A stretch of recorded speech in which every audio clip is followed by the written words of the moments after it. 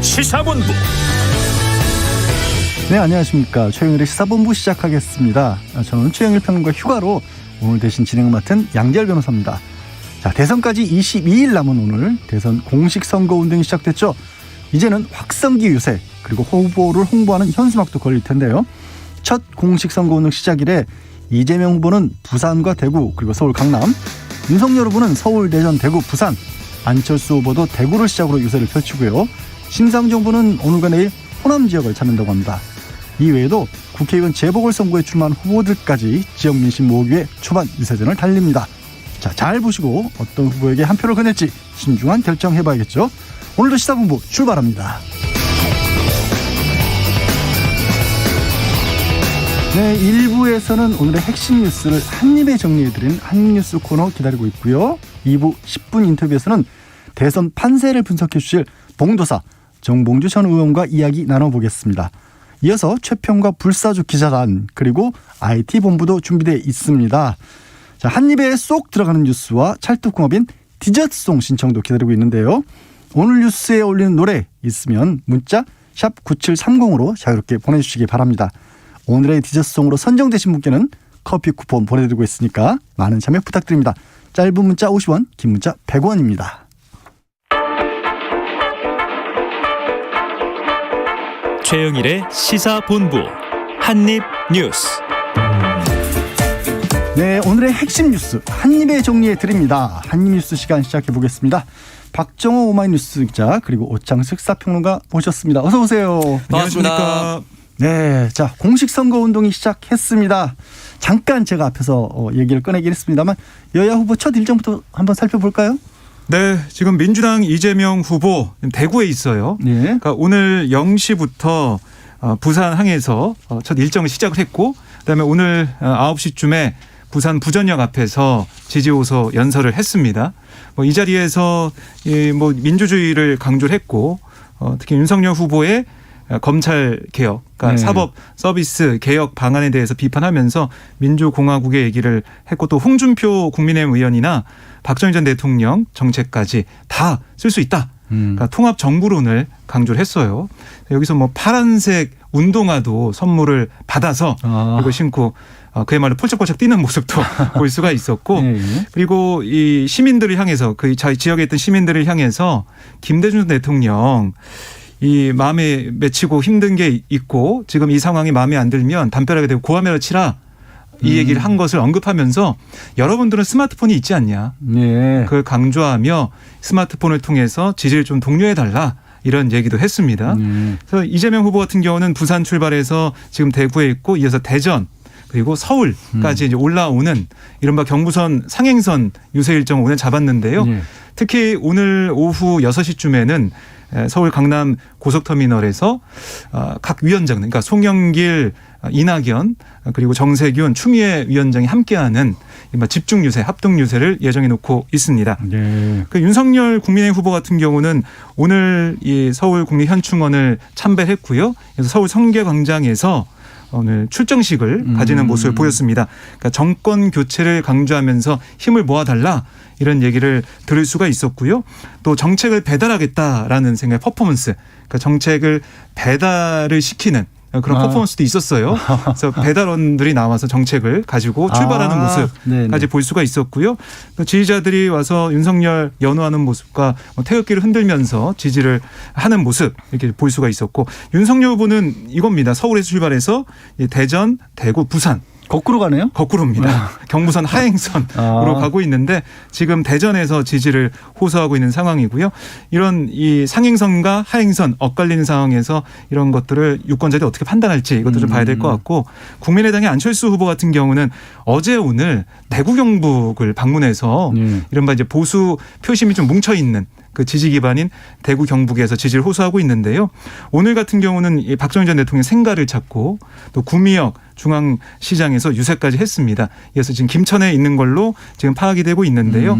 이렇게 이 보수 표심을 자극하는 행보를 통해서 향후 야권 단일화 그 협상에 대비하는 게 아니냐 그런 해석이 나오고 지지율을 있습니다. 좀 끌어올려서 좋은 그렇습니다. 높은 자리를 차지해 보겠다. 네, 그리고 심상정 후보는 호남으로 내려갔어요. 전북 익산에서 첫 일정을 시작을 했는데요. 그러니까 이 비호감 진흙탕 대선이 아니냐. 호남의 진보 개혁 정신으로 바로잡고 녹색 복지 대통령 시대로의 대전을 이끌겠다. 이런 각오로 호남에서 일정을 소화하고 있습니다. 네. 오창수 평론가님. 네. 자, 냉정하게 객관적으로 4명 일정을 다 들으셨잖아요. 네. 다 뭐 나름대로 취지는 알겠는데 네. 누가 제일 인상이 깊었어요? 우리 직접 선거도 해보셨잖아요. 지역이지만 전국까지는 아니고 지역이지만. 저는 개인적으로 아직까지는 안철수 후보가 가장 타겟팅을 열심히 하고 있다 생각 듭니다. 아직까지는 이제 보수 후보의 이제 표심을 잡고 싶어하는 마음이 있었고 대구에서 시작했었던 이 부분도 사실 본인이 이제 부산 출신이거든요. 그렇기 때문에 부산에서 시작할 수도 있고 서울에 출발할 수도 있는데 대구에 갔던 건 여전히 나는 보수 후보입니다, 여러분. 보수 표심이 저한테 오십시오라고 얘기를 하고 있는 것이고 결과적으로는 이게 28일 그 투표용지 인쇄 전까지 어떻게 될지 모르겠지만 나는 계속해서 보수 후보로서 단일화를 이끌어가겠다. 또는 저쪽에서 하지 않으면 어쩔 수 없이 책임은 저쪽에 있고 나는 완주하겠다라는 소지를 명확하게 얘기하고 있습니다. 그렇기 때문에 안철수 후보가 전략적으로 가장 현재로서는 가장 좋은 출발이었다라고 말씀을 드리고 싶고 다만 이게 실질적인 영향을 미칠지는 잘 모르겠습니다. 그건 이제 본인의 네. 의지와 영향과 결과는 좀 다른 거니까 시작은 좀 그렇다는 것이고요. 이재명 후보 같은 경우는 부산에서 출발했는데 그동안 부산에서의 지지율이 많아봤자 이제 40% 선이었습니다. 민주당 후보가. 예. 근데 이번 선거는 조금 다를 수도 있다라는 것을 기대하고 있는 것 같고 또 경제 대통령이라는 걸 얘기를 계속하고 있기 때문에 지금 부산의 경기가 굉장히 좋지 않습니다. 광역시 중에서 최초로 만 65세 이상의 인구가 20%를 돌파한 초고령 사회에 진입했습니다. 부산이 경제 중심지로 꼽혀하는데 네. 굉장히 힘든 상황이 있군요. 네, 가장 빠르게 쇠락하고 있는데 이거 부산만 시간이 더 빨리 가는 것이 아니라 청년 인구가 매년 10,000명씩 수도권으로 유입되고 있습니다. 네네네. 그렇기 때문에 이 부산의 민심을 잡기 위해서는 결국 경제 활성화고 경제 활성화를 위해서는 결국 일자리인데 이 부분에 대해서 이제 계속 강조하고 싶다라는 것이 이제 느껴지는 행보라고 볼 수가 있고요. 윤석열 후보 같은 경우는 서울을 탈환할 수 있다는 자신감을 많이 가지고 있습니다. 그래서 오히려 서울이 집토끼라고 생각을 할 수도 있고요.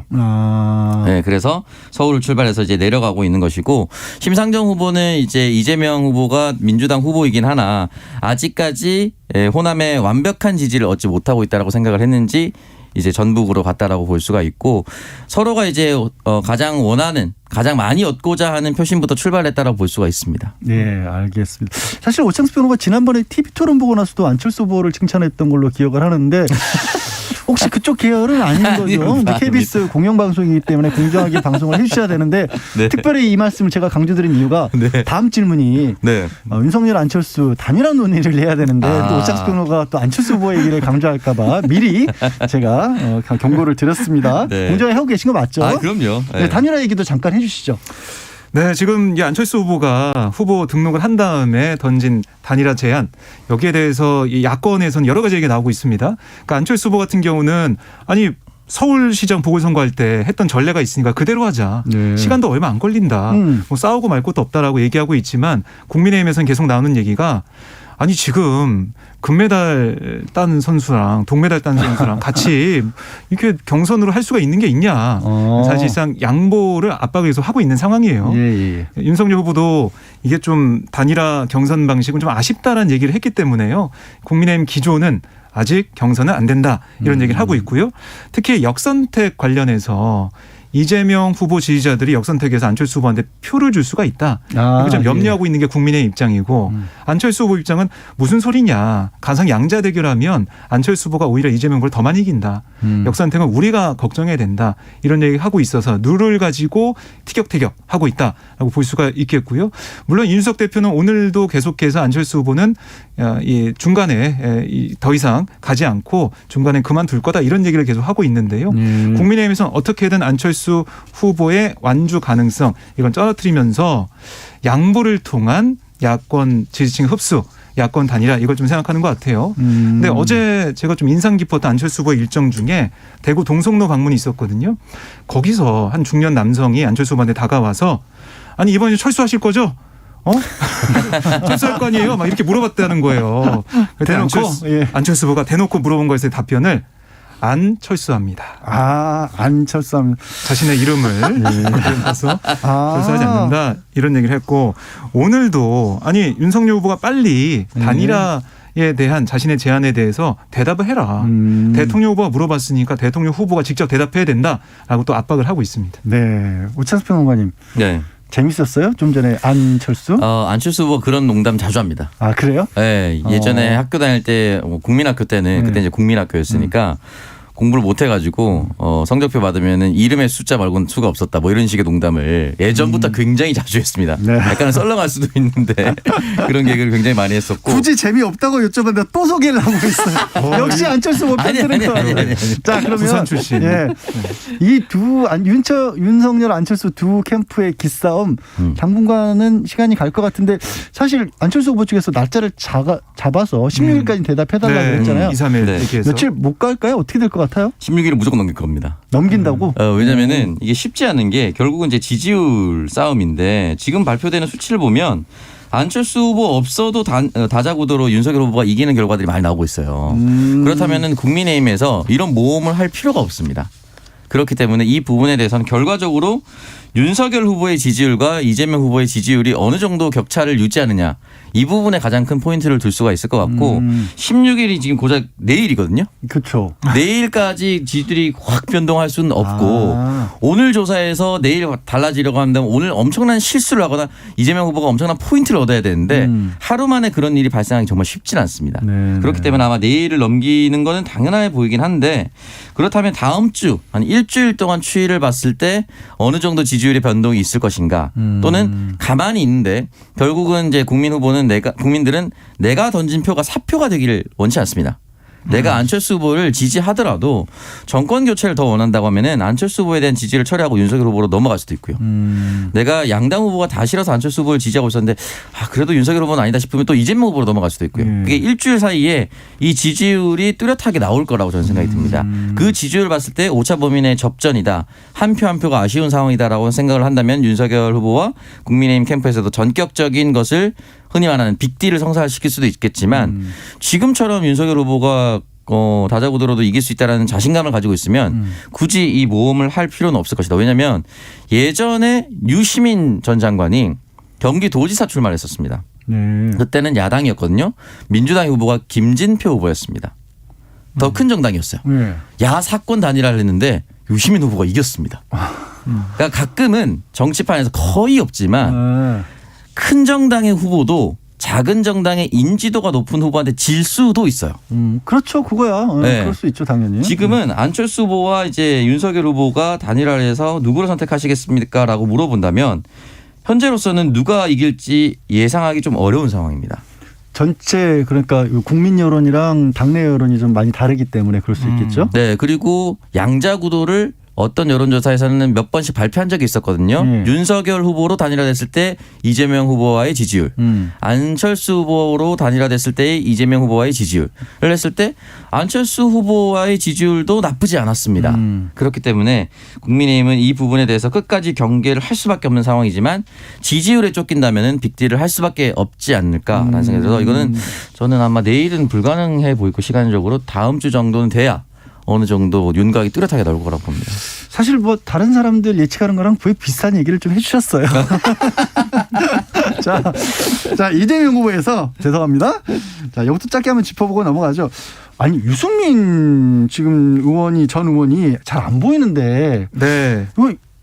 이재명 후보 측에서 유승민 의원을 이 내각에 모실 수 있다는 얘기를 먼저 꺼냈어요, 덜컥. 네. 그러니까 결국 이재명 후보가 어제도 서울 명동 기자회견에서 강조를 했고 오늘도 유세 연설을 통해서 강조하고 있는 게 바로 이제 국민 통합 정부, 국민 내각 이런 건데요. 그러니까 오늘도 부산에서 홍준표 의원 이름까지 꺼내 들었잖아요. 네, 정책 쓸 수 있다. 그런 얘기를 하면서 정성호 민주당 의원이 이재명 후보가 직접 한 얘기가 그렇습니다. 아니고. 네, 정성호 의원, 그러니까 이재명 후보의 측근 그리고 7인의 멤버로 지금 꼽히는 정성호 의원이 유승민 의원처럼 뛰어난 분을 내각에 모실 수 있다. 이런 얘기를 한 거예요. 그러니까 국민 통합이 뭐고 국민 내각 통합 정부 뭔지 구체적으로 좀 알아보겠다라고 질문이 들어오니까 유승민 전 후보 같은 분들 굉장히 능력 있지 않냐. 그런 분들이 위기 극복에 동의하고 본인의 역량을 발휘할 기회를 준다고 하면 충분히 임명할 수 있다. 그리고 유 전 의원 정도면 핵심 강요 자격이 충분하다. 이렇게 얘기를 했어요. 그러니까 점점 이재명 후보는 정권 교체에 대해서 계속해서 통합 정부를 얘기하고 있으니까 그런 아이디어, 구체적인 얘기가 조금씩 나오는 것 같습니다. 이거 공약도 아예 차용을 했었잖아요. 네, 인재 육성. 아니, 네. 오창수 평론가님, 네. 이게 그냥 뭐 아이디어 차원에서 나온 얘기가 아니라 정말로 합류할 수도 있을까요?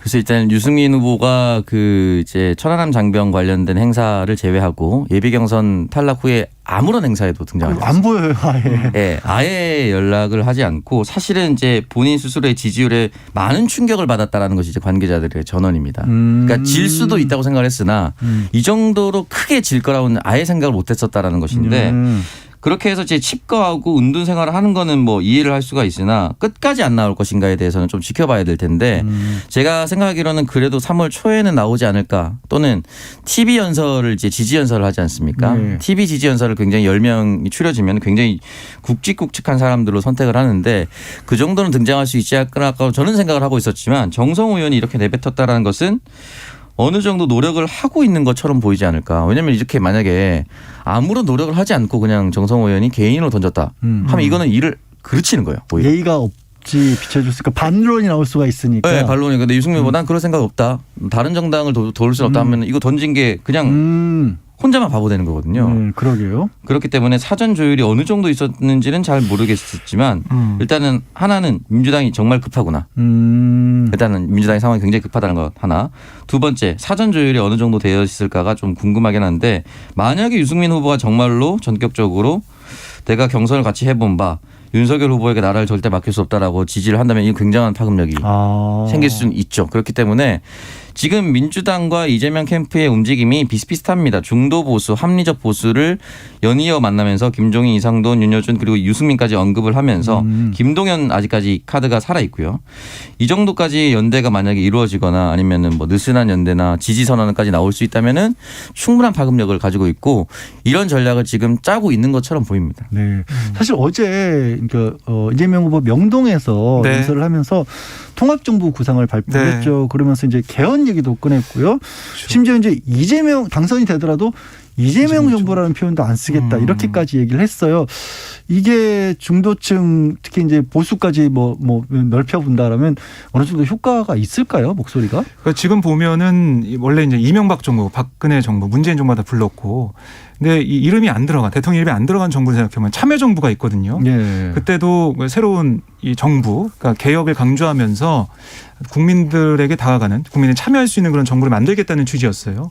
그래서 그거를 이재명 후보가 다시 강조를 하면서 이 국민 통합으로 가기 원하는, 그러니까 이게 어떤 대결과 갈등의 정치가 아니라 국민 통합에는 대의에 함께하고 싶어하는 사람들은 다 함께하자 손을 내민 거거든요. 그러니까 이재명 정부라는 말을 안 쓰겠다는 거기에 좀 많이 다 담겨 있다라고 볼 수가 있겠고요.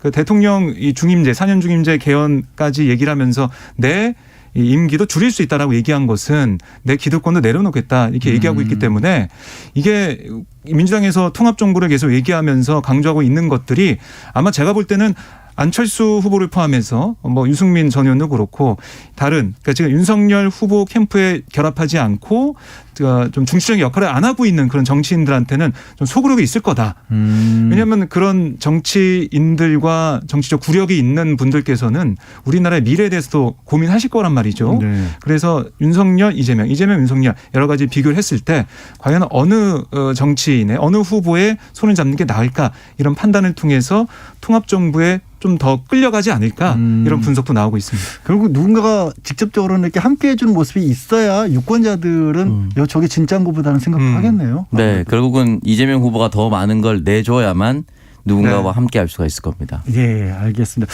자, 지금 시각 12시 39분 지나고 있고요. 저는 잠시 교통정보 듣고 다시 돌아오겠습니다. 교통정보센터 정현정 리포터 나와주세요. 네, 정월 대보름인 오늘 강추위가 이어지고 있습니다. 아침에 약한 눈발이 날리기도 했는데요. 오늘 외출하실 때 추위 대비 잘 해주시고요. 현재 경부고속도로 서울 쪽으로는 목천 부근 1차로에서 사체가 있어서 처리하고 있습니다. 기흥 부근에서 수원까지 4km 구간 정체고요. 양재 부근에서 반포까지 6km 구간 천천히 갑니다. 반대 부산 쪽으로는 한남에서 서초까지 밀리고 있고요. 신갈분기점에서 수원까지 정체 있습니다. 경인고속도로 서울 쪽으로 부천에서 신월까지 4km 구간 속도 못 내고 있습니다. 서해안고속도로 서울 쪽으로는 군산 부근 진입로 2차로에서는 승용차 단독 사고를 처리하고 있고요. 일직분기점에서 금천까지 이어서 밀립니다. 반대 목포 방향은 석임제 부근에서 승용차 고장난 차 처리하고 있습니다. 제2경인고속도로 상황은 성남 방향인데요. 남동 부근에서 서창분기점까지 정체고요. 평택 제천간고속도로 제천 쪽으로 서안성 부근에서는 화물차가 고장나서 처리하고 있습니다. 안전운행하시기 바랍니다. KBS 교통정보센터에서 정현정이었습니다.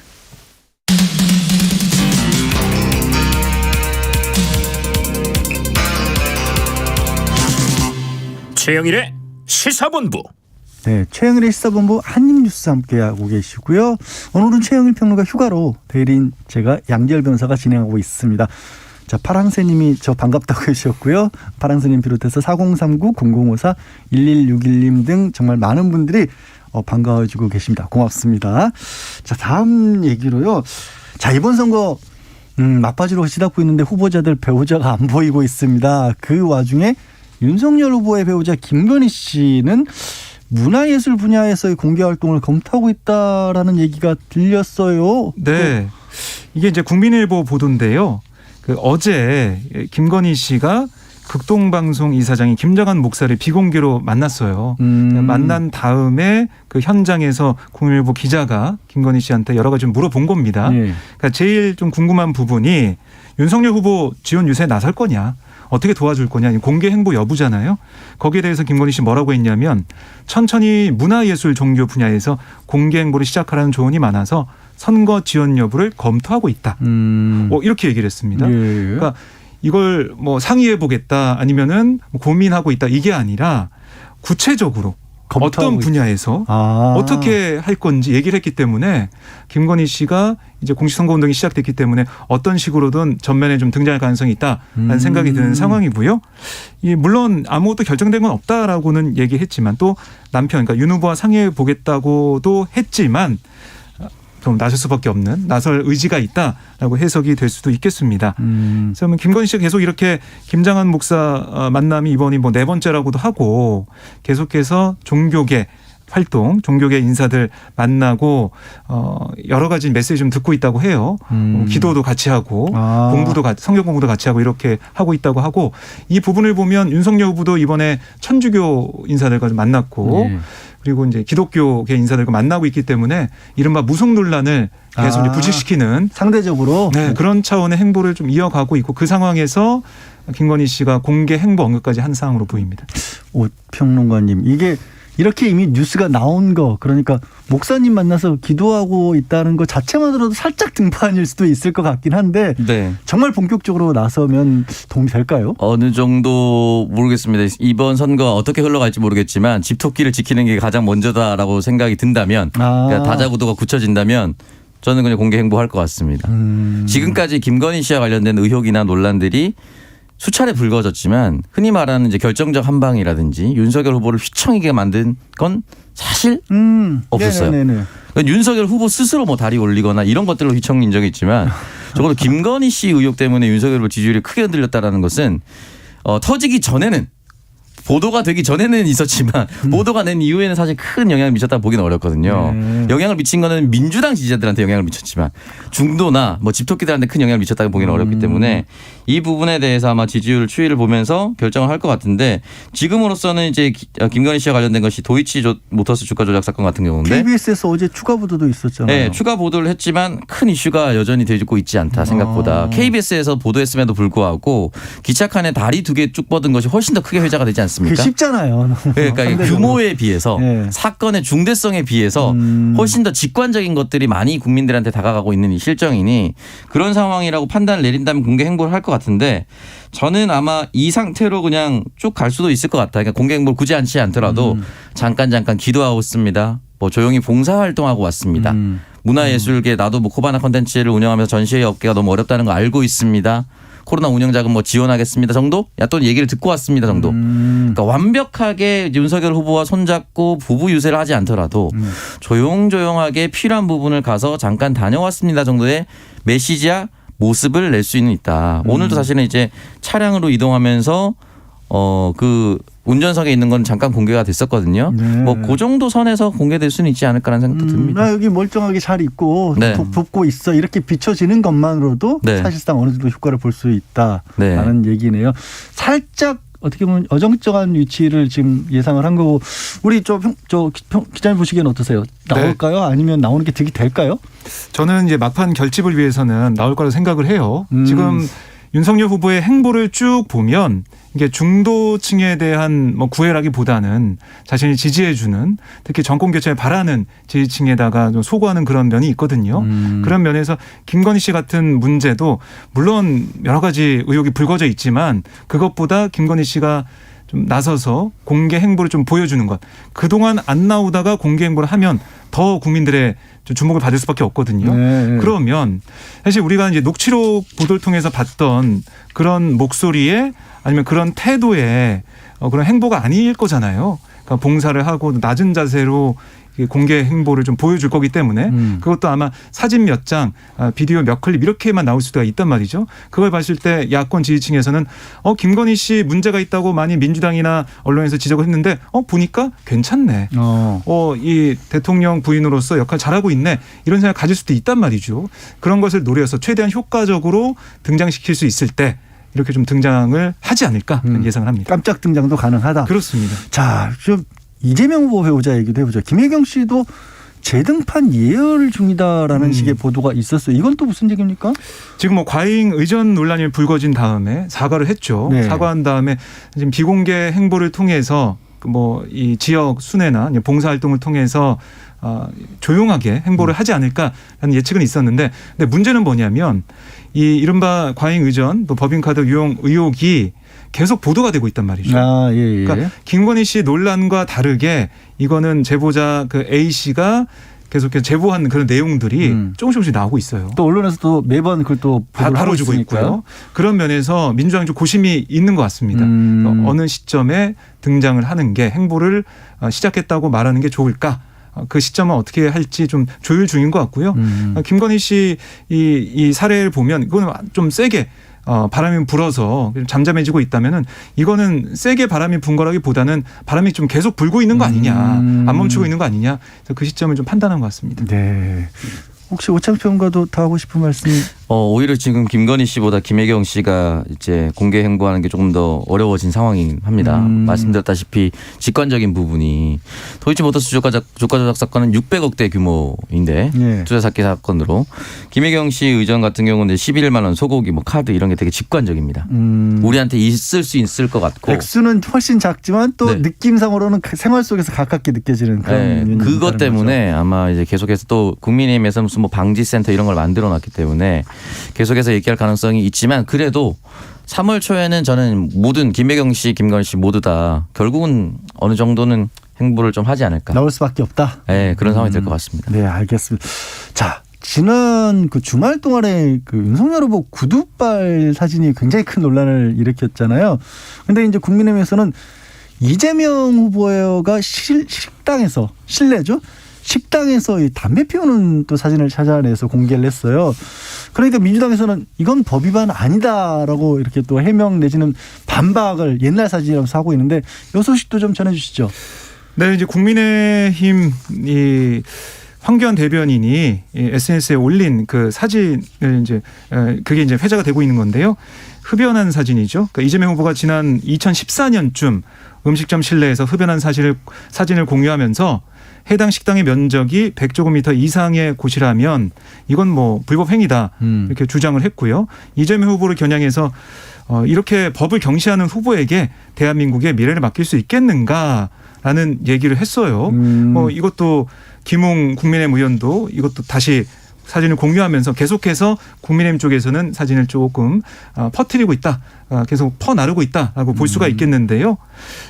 이 시장님 여기서 담배를 피우시면 안 되는 거 아닙니까? 이런 어떤 사람의 발언도 했다라는 게 김웅 의원의 주장으로 좀 알려지고 있고, 어쨌든 이 사진을 좀 공개를 하면서 국민의힘에서는 구두발 이 사진, 윤석열 후보의 구두발 사진에 좀 대응하는 그런 전략으로 쓰고 있다는 생각이 들고요. 여기에 대해서 민주당은 아니 과거 흡연 사진에 대한 허위사실 유포다. 그러니까 2014년 당시는 실내 흡연이 법률 위반 행위는 아니었다. 계도 기관이었다. 이런 거고요. 그리고 당시 그 해당 공원에 있었던 일행 외에 다른 손님이 없었다. 후보의 그런 발언들 이런 것도 없었다는 거고요. 어쨌든 민주당의 입장에서는 과거 사진 이걸 지금 들고 나와서 구두발 사진을 좀 대응하려는 이런 국민의힘 문제가 있다. 민주당은 허위사실 유포 행위에 대해 엄중히 대응하겠다. 이런 입장을 보이고 있습니다. 오창수 평론가님. 네. 이게 잘못을 하긴 한 건지도 좀 헷갈리기도 하고 네. 잘못을 했다고 할지라도 8년 전 사진을 또 참 어렵게도 찾아낸 것이 이 대선판에서 이런 얘기들을 저희가 하고 있다는 것 자체가 조금 머쓱하기도 하고 어떻게 봐야 될까요? 일단은 담배를 여기서 펴도 된다 이런 얘기는 확인되지 않은 사실이기 때문에 아예 함부로 언급하면 안 됩니다. 이거 이 내용이 무슨 녹취록으로 남아 있는 것도 아니고 녹음된 것도 아닌데 이 부분에 대해서 그렇게 얘기했었다라는 전언을 그대로 옮긴다는 것은 말이 안 되는 것 같고요. 그리고 이제 윤석열 후보는 지금 대선 후보 당시에 일어났던 일이고 이재명 후보 8년 전에 2014년 대선 후보 아니었어요. 예. 그러니까 그 사람의 위치가 다 많이 다릅니다. 그렇기 때문에 이걸 동등하게 비교할 수는 없다. 이런 식으로 따지면 박정희 대통령 청와대 안에서 담배 피우고 이런 거 다 가져오죠. 이렇게 되면 진흙탕 싸움이거든요. 그러니까 이거를 국민의힘은 원하고 있는 거죠. 똑같은 사람이다. 라고 이제 흔히 하는 말로 물타기다 이렇게 보시는 거군요. 전형적인 물타기의 전형이라고 생각하고요. 2014년에 실내에서 담배 핀 사진 계도기간이지만 이걸 가져온다고 해서 기차 칸에서 구두발로 올린 것이 많이 물타기 되진 않을 겁니다. 네. 우리 이런 거 말고 사실 후보들끼리 진지한 얘기 나누는 거 보고 싶은데 한 번이라도 더 보고 싶은데 17일 예정됐던 대선 후보 토론은 결국 무산이 됐어요 또. 그렇습니다. 관훈클럽 초청 대선 후보 사자 TV 토론이었는데 국민의힘 측의 사정으로 인해서 무산이 됐습니다. 바쁘시다면서요? 네, 그러니까 일정 때문에 이게 어쩔 수 없이 참석할 수가 없다라는 얘기를 했지만 민주당의 입장은 뭐냐면 아니 그 일정을 조정하면 되는 거 아니냐. 네. 국민들 앞에 후보들이 정책과 비전을 보여주고 이걸 검증받는 게 이것보다 중요한 게 어떤 일정이 있는 거냐라고 지적하면서 차라리 토론하기 싫다고 솔직히 말해라 이렇게 비판을 하고 있습니다. 네, 오평론가님은 토론에 안 미루겠죠. 본인이라면. 안 미루겠죠 당연히. 저는 개인적으로 3자 토론이라도 그냥 할 것 같아요. 어떻게든 많이 얘기를 나서는 게 좋다. 네, 한 번이라도. 물론 3자 토론하면은 지지율상으로 안철수 후보와 심상정 후보에 비해서 이재명 후보가 잃을 것이 더 많지만 그럼에도 불구하고 난 이렇게 많이 준비가 되어 있다라고 자신감이 있다면 계속해서 하고 오지 않은 사람에 대해서 비판을 할 것 같아요. 이재명 후보가 3자 토론이라도 하자. 네, 왜냐하면 지금 안철수 심상정 후보는 어떻게든 무조건 하자고 계속해서 얘기를 하고 있거든요. 그렇기 때문에 이 부분에 대해서는 근데 좀 안타까운 것이 이제 국민의 여론이 TV 토론을 하지 않는다고 해서 그 사람이 대통령 자격이 없다라는 생각을 하는 것보다 정권 교체 여론 이런 것이 훨씬 더 크다 보니까 이거를 아무리 윤석열 후보가 피하더라도 지지율에 영향을 많이 못 주고 있는 현실이 좀 안타깝습니다. 방금 말씀드렸다시피 무슨 구두발이나 이런 논란보다 정책이 있어야 되는데 아직 참 보이지 않네요, 많이. 네, 그러게요. 그런 부분 안타까운 분들이 많을 것 같습니다. 자, KBS 1라디오 최영일의 시사본부 함께하고 계시고요. 자, 한입뉴스 박정호 오마이뉴스 기자 그리고 오창숙 시사평론가 함께했습니다. 고맙습니다. 감사합니다. 고맙습니다. 자, 저는 최영일의 시사본부 오늘 대신 진행 맡은 양재열 변호사고요. 1부 순서는 여기까지입니다. 오늘 디저스동은 7995님의 신청곡으로 골랐는데 7995님이 안녕하세요. 회사에서 점심시간 청취 중입니다. 선거운동 첫날인데 후보자분들 모두 전국을 누비고 계시네요. 그래서 김혜연의 서울, 대전, 대구, 부산 노래가 오늘의 뉴스가 딱인 것 같아요. 신청합니다. 저도 딱인 것 같습니다. 9325, 4605, 3344님도 같은 곡 신청해 주셨는데 7995님이 가장 먼저 신청해 주셨기 때문에 커피 쿠폰은 7995님께 돌아가겠습니다. 자, 멀리 가지 마시고요. 저는 잠시 후 2부에 돌아오겠습니다. 남겨두고 어디로 갔나 봄이 오면 돌아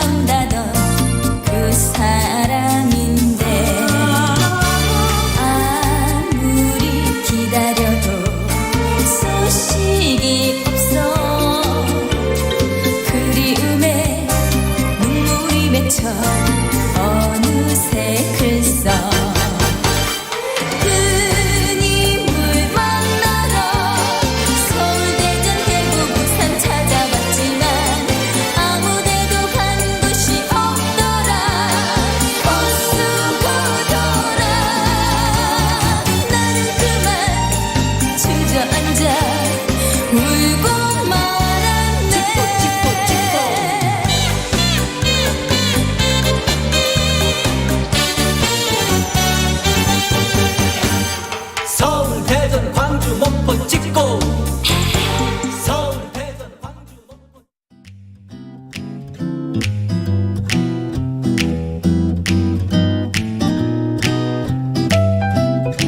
안녕하세요. 바른말 고운말입니다. 우리말에서 뜻이라는 단어에는 어떠한 일이나 행동이 지니는 가치나 중요성이란 의미가 있습니다. 그럼 뜻과 관련된 표현으로 뜻이 있다는 것을 나타내는 뜻과 있다를 합한 형용사를 뜻있다와 뜻있다 중에서 어떻게 발음하는 것이 맞을까요? 여는 법칙을 적용해서 발음하면 뜻있다가 되지만 이 표현의 경우는 여는 법칙을 적용하지 않고 절음 법칙을 적용해서 뜻있다로 발음합니다.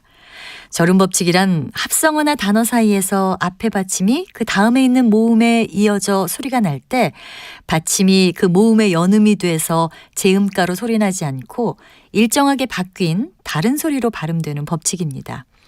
뜻있다에서 뒤에 있는 있다도 모음으로 시작하는 표현이기는 하지만 연음 법칙이 적용되지 않고 뜻의 받침 발음이 대표음인 디귿으로 발음되는 상태에서 있다가 연결돼서 뜻있다로 발음되는 겁니다. 이와 같은 예로 맛없다를 들 수가 있는데요. 맛의 받침 발음인 디귿에 없다가 연결돼서 맛없다가 된 것입니다. 참고로 맛있다의 경우는 원칙적으로는 뜻있다처럼 맛있다가 맞는 발음이지만 우리 일상 언어에서 맛있다로 발음하는 경우가 훨씬 더 많기 때문에 맛있다도 표준 발음으로 인정했습니다. 따라서 맛있다, 맛있다 둘 모두가 맞는 발음입니다. 바른말 고운말 아나운서 변희영이었습니다.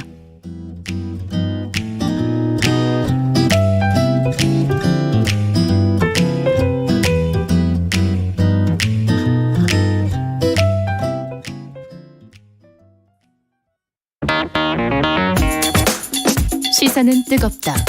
조직적으로 움직였다는 의심이 드는 사건입니다. 아니 정치 권력이 더 두 번째는 세죠. 뭐냐면 정말 진짜 그건 제가 대변이에요. 김용남 의원 때론 차갑게 식혀야 할 때도 있다. 그러니까 너는 죄가 있어. 이렇게 판단하는 거. 잠시만요. 이분이 이제 그만 문제라고. 제가 끊고 가겠습니다.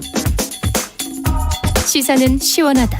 이처럼 소가 화장실을 이용하면 배설물을 한 곳에서 처리할 수 있으니까 온실가스 배출량을 획기적으로 줄일 수 있다고 하는군요. 시원한 바람처럼 기분 좋은 소식이 있다. 시사의 핫앤쿨 KBS 1라디오에 다 있습니다.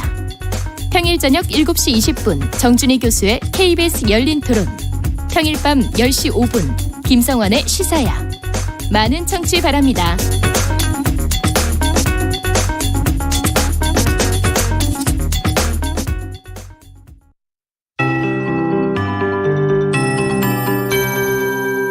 KBS 58분 날씨.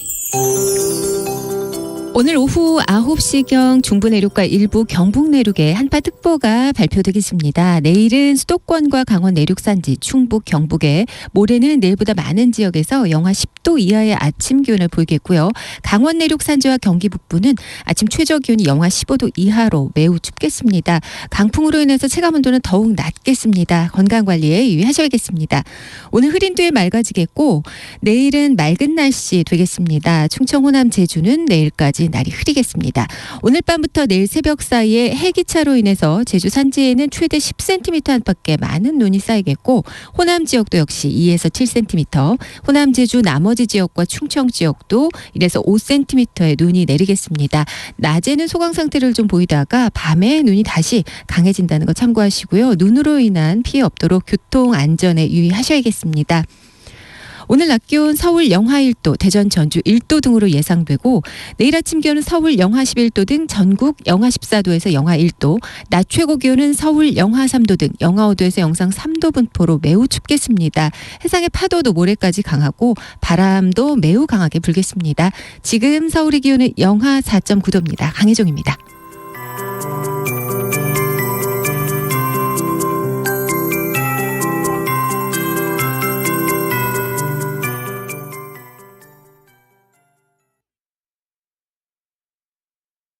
정성을 다하는 국민의 방송 KBS가 한시를 알려드립니다.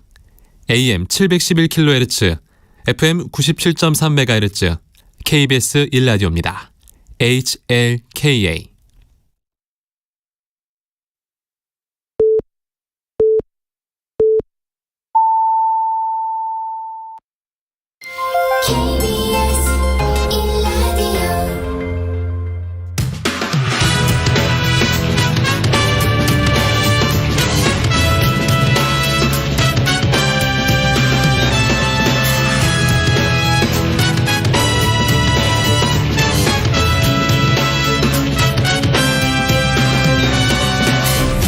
KBS 1라디오 최영일의 시사본부.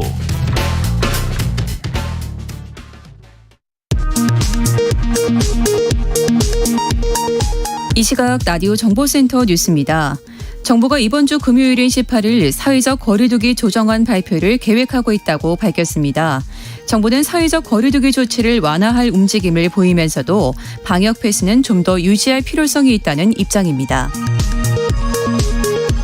정부는 동네 병 의원을 중심으로 하는 코로나19 검사와 재택치료 체계가 안정적으로 운영되고 있다고 설명했습니다. 코로나19 오미크론 변이가 급격히 확산하면서 지난주 서울 지역 확생 확진자 수가 전주에 비해 2배로 급증했습니다. 서울시 교육청은 새학기 학교 방역을 위해 신속 항원검사 키트를 확보하고 8천여 명의 방역 인력을 배치하는 한편 현장 이동식 PCR 검사팀을 운영하기로 했습니다. 문재인 대통령은 오늘부터 대선 공식 선거운동 기간이 시작된다며 정부는 공정하고 안전한 선거 관리에 만전을 기하라고 말했습니다. 지금까지 라디오 정보센터 뉴스 정한나였습니다.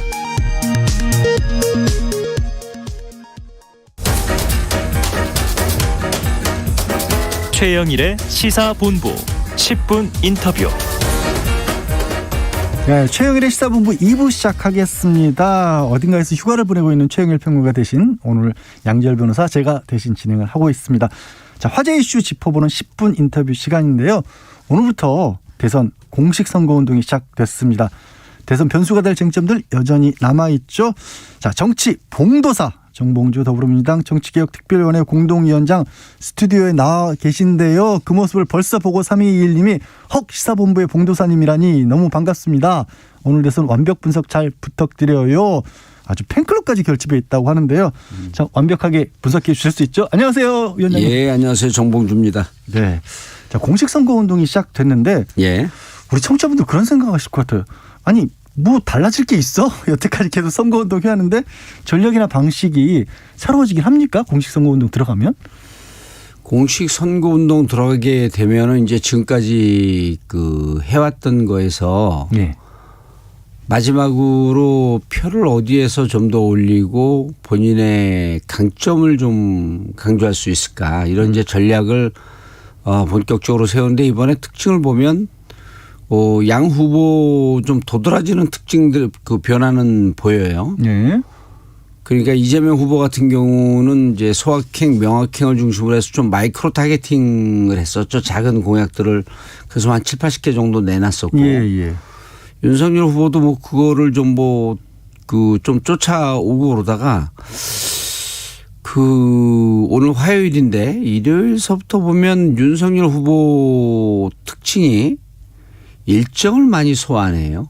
소화 안 했다고요? 예, 네. 하루에 하나 정도씩밖에 소화를 안 하고 대중들에게 국민 대중들에게 가급적 노출을 삼가는 전략으로 가고 있는 거 아니냐. 그랬었죠. 아니 지금 그게 이제 본격 선거 운동이 들어가는 오늘인데 예. 어제도 그랬고 일요일도 그랬고 대중들한테 그 잘 노출이 안 돼요. 그래서 이쪽은 가급적 노출을 덜하고 준비되지 않은 멘트를 내놓는 것을 좀 막는 거구나. 이런 쪽으로 좀 특징이 보이더라고요. 그러니까 이거를 사실은 뭐 이제 이걸 반대측에서 보면 웃기는 선거운동인데 안 나서는 선거운동. 안 나서는 선거운동인데 최근에 굵직한 사고를 2개를 또 쳤잖아요. 그렇기 때문에 가급적 윤석열 후보의 준비되지 않은 멘트를 대중들에게 노출시키거나 대중들에게 방출하는 것을 막는 쪽으로 전략을 짠 거 아니냐. 반면에 이제 이재명 후보 같은 경우는 어제 기자회견이 재밌게도 그 전날 일요일 날 주일 날 그 기자회견을 했던 안철수 기자 후보의 기자회견과 많은 부분에서 싱크로율이 높아요. 통합이나 이런 새로운 일치되는 부분이 두 후보가 짜진 않았겠지만 안철수 후보가 단일화는 윤석열 후보한테 던졌는데 화답은 이재명 후보가 한 거 아닌가. 그래서 근데 이제 이재명 후보의 특징을 보게 되면 지금까지 소확행하면서 정치 아젠다를 안 갖고 오다가 지금까지는 이제 처음부터 유능무능이라고 하는 구도로 좀 갔었고요.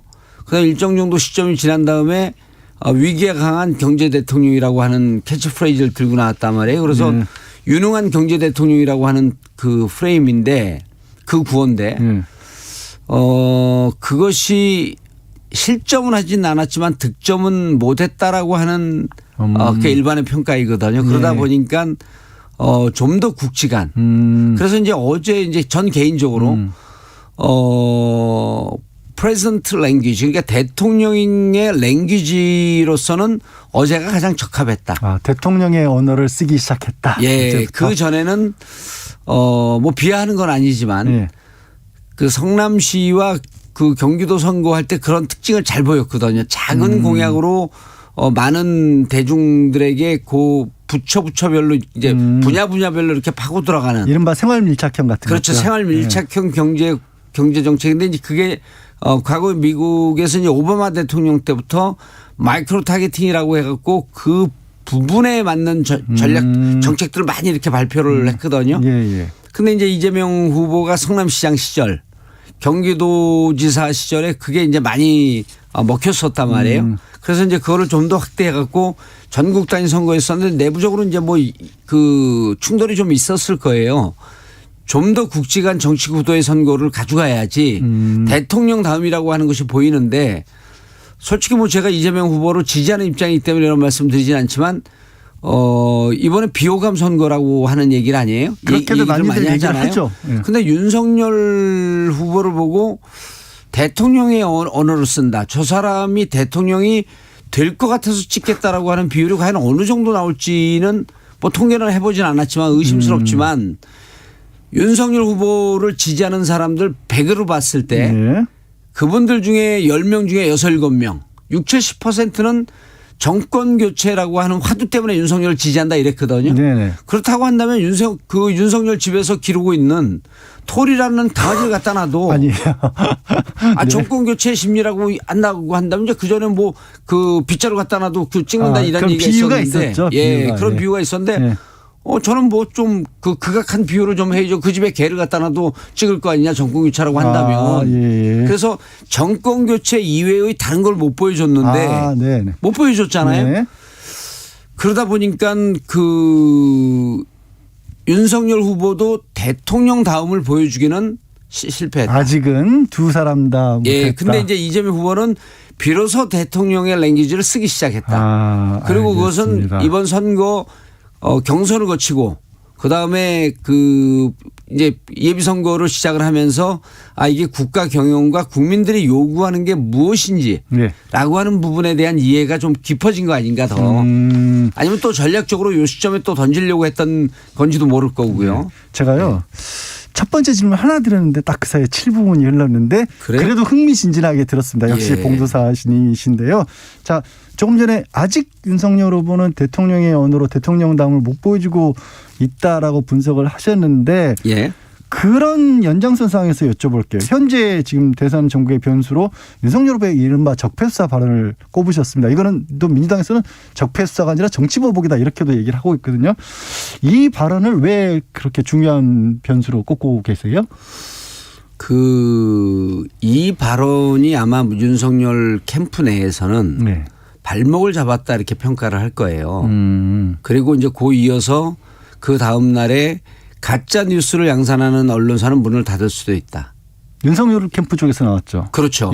이제 그 얘기를 또 했단 말이에요. 윤석열 후보의 발언으로 저는 기억을 하고 있는데 이게 이제 민주주의를 역행하는 건데 이제 이런 거죠. 그 정확하게 보면 민주당도 그때 이제 소확행 막 하고 그럴 때 이제 전 개인적으로 도대체 표가 어디에 있는지 좀 알고 뛰어라. 그런 지적을 많이 했어요. 예를 들어서 후보들이나 캠프에서 우리 지지자들한테 가갖고 우리 지지자들이 와와하는 선거운동들을 많이 해요. 그럼 일단 기분은 좋거든요. 그 힘도 나거든요. 네네네. 근데 정말 이기는 선거운동을 하고 있는 것인가라고 하는 것은 그 수반에 가서 길을 잃고 헤매는 것이 아니라 나무를 보면서 전체 숲을 보는 그 선거운동을 해야 하는데 자, 정권 교체 심리가 지금 좀 주저앉았다고 하지만 55%입니다. 예. 이건 거의 고정적으로 나왔었어요. 보통 일반적으로 그렇게 나오죠. 근데 정권 교체 심리 55%가 그들의 그 온도 차이가 다 똑같냐는 거예요. 온도가. 예. 여기는 아주 뜨겁게 끓는 사람들도 있고 그러니까 필사적인 사람들도 있고 뭐 정권 교체 됐으면 좋겠다는 사람들도 있고 정권 교체 내가 바라긴 하는데 내가 왜 바라지? 이렇게 반신반의하는 사람들도 실제로 그래서 또 그리고 뭐 여러 가지 윤석열 후보 쪽으로 교체를 원하는 사람도 있고 안철수 후보로 교체를 원하는 그렇죠. 사람도 있고. 그래서 이제 정권 교체 심리를 55% 되는 걸 이제 빅데이터 분석을 해보니 예. 15% 정도에 해당하는 분들을 그레이존에 있다 그래요. 회색지대죠. 사실은 중도네요. 그러면 어찌 보면. 그렇죠. 그러니까 정권 교체를 바라는 건 보수도 있지만 중도층에서도 꽤 가 있죠. 예. 저는 근데 이 15%를 퍼플존, 보라색 존이라고 표현하는데 예. 뭐냐면 25%는 과거에 민주당 지지했거나 문재인 대통령을 찍었던 분들입니다. 근데 지금 빨간색으로 간 거죠. 그래서 빨간색, 파란색 섞으니까 이제 이게 보라색이 돼서 그래서 보라색 존이라고 네. 이제 전 표현을 하는데 퍼플 존이라고 표현을 하는데 네. 사회학자들은 전문적으로 이 공부한 사람들은 그레이 존이라고 표현을 해요. 이분들은 정권 교체 찬성을 하는데 정치 보복을 냈단 말이에요. 스스로 묻는 거죠. 정치 보복이라고 한다면 결국 문재인 대통령을 법대에 세워서 감옥에 보내겠다라고 하는 의지로 보이는데 55% 중에 20%는 아마 동의할 거예요. 문재인 대통령 감옥 보내야 된다. 그리고 심판하고 보복해야 된다. 이분들 막 필사적인 분들이거든요. 강한 분들. 근데 나머지 20% 정도는 뭐 적폐가 있으면 수사나 해야 되겠지만 그렇게까지 문재인 대통령이 비리 대통령 이라고 인정하기에는 동의하기는 좀 어려워. 그래도 난 정권 교체를 했으면 좋겠어. 예. 요분들이 한 40%쯤 되는 거고 15%는요. 좀 왔다 갔다 하는데 문재인 대통령을 수사해? 야 아무리 그래도 나는 내로남불 싫어. 민주당 정부 문재인 정부의 내로남불 싫고 부동산 정책에 실패한 부분에 대해서 난 너무 분노해. 하지만 문재인 대통령이 부패 대통령이다? 문재인 대통령을 수사한다? 난 여기에는 동의할 수 없어. 특히 감옥 가는 것까지 동의할 수 없는데 문재인 대통령이 그 말씀하셨잖아요. 노무현 대통령을 그러더니 지금 또 그러자는 거냐. 문재인 대통령께서 노무현 대통령을 소환한 건 저는 무척 의미가 크다고 하는 겁니다. 그래서 그분들 15%에 존재하고 있는 정권 교체를 바라지만 그렇게 높지 않은 열일기를 갖고 있는 분들에게 묻는 겁니다. 노무현 대통령을 논두렁 시계로 그 죽음으로 몰아놓더니 지금 또 문재인 대통령을 그러려고 그러는 거 아니야? 이런 의문부호를 본인들이 마음에 찍은 거예요. 스스로가. 예. 그래서 요 발언 이후에 여론 지형이 흔들리고 있는 게 보입니다. 보이세요? 아니 지금 안 그래도 여쭤보고 싶었던 게 그 발언 이후에 정말로 중도층 표심이 이재명 후보 쪽으로 갔을까?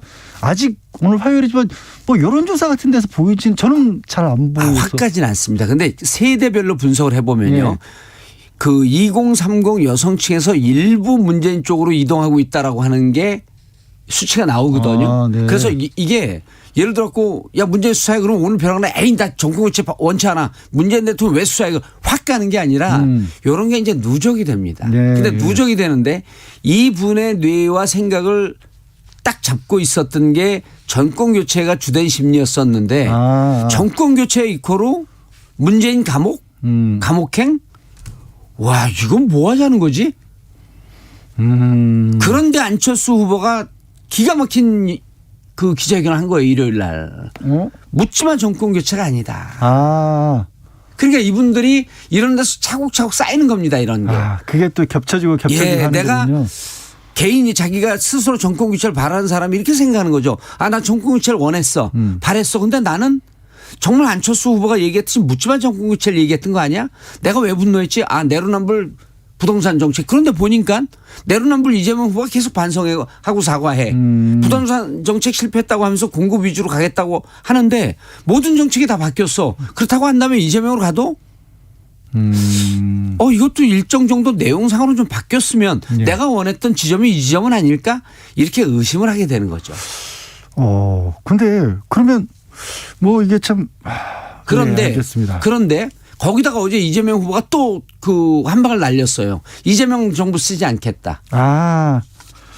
국민통합정부란 말을 쓰겠다. 예. 그러면서 이재명 후보가 뭐라 그랬냐면 어제 선거제도 개혁하겠다. 그다음 개헌하겠다. 그리고 정부 제도도 바꾸겠다.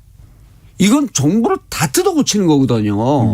그 선거제도 개혁은 누가 가장 원하는 거냐면 안철수 후보, 심상정 후보가 가장 원하는 거예요.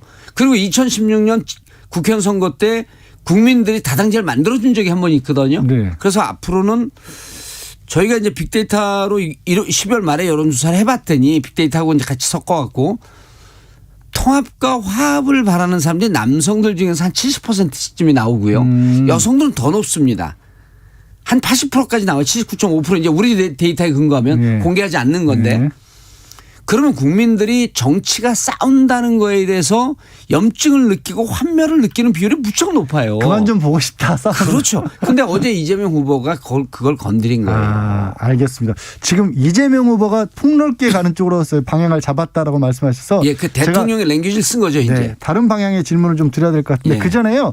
조금 전에 말씀하실 때 정권 교체 여론이 55%대다라고 얘기를 하셔서 여론조사 관련된 부분은 요즘 민감하잖아요. 예, 그래서 조선일보 TV조선의 칸타코리아에 의뢰 12일 13일 실시해 어제 발표한 조사 하나를 저희가 인용해 드리겠습니다. 그 조사에서 이번 대선에서 원하는 결과를 묻는 설문에서는 정권 교체가 53.4% 나왔고요. 자세한 내용 중앙선거 여론조사심의위원회 홈페이지 참고하시기 바랍니다.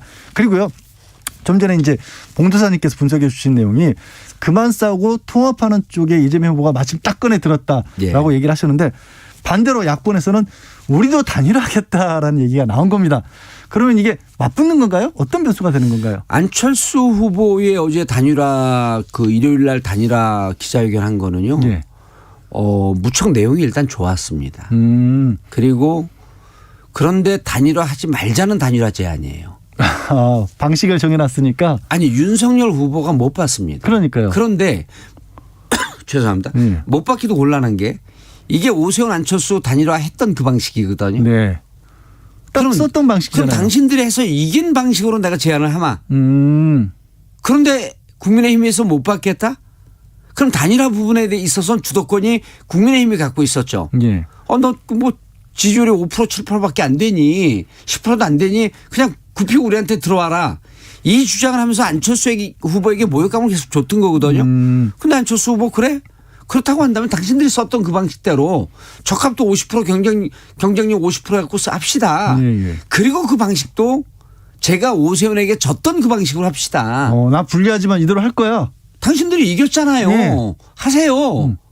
그리고 그 공을 다 넘겨준 거예요. 그래서 단일화 문제는 이제는 답을 국민의힘에서 해야 되거든요. 그 이준석 후보는 한 방에 그걸 그냥 무시해 버렸잖아요. 야, 한 7%하고 40%하고 이게 말이나 되는 얘기냐. 그러면 역으로 이제 안철수 후보는 이렇게 얘기할 수 있겠죠. 야, 오세훈 후보가 한참 나한테 지지율 지고 있었는데 내가 받아줬어 그거.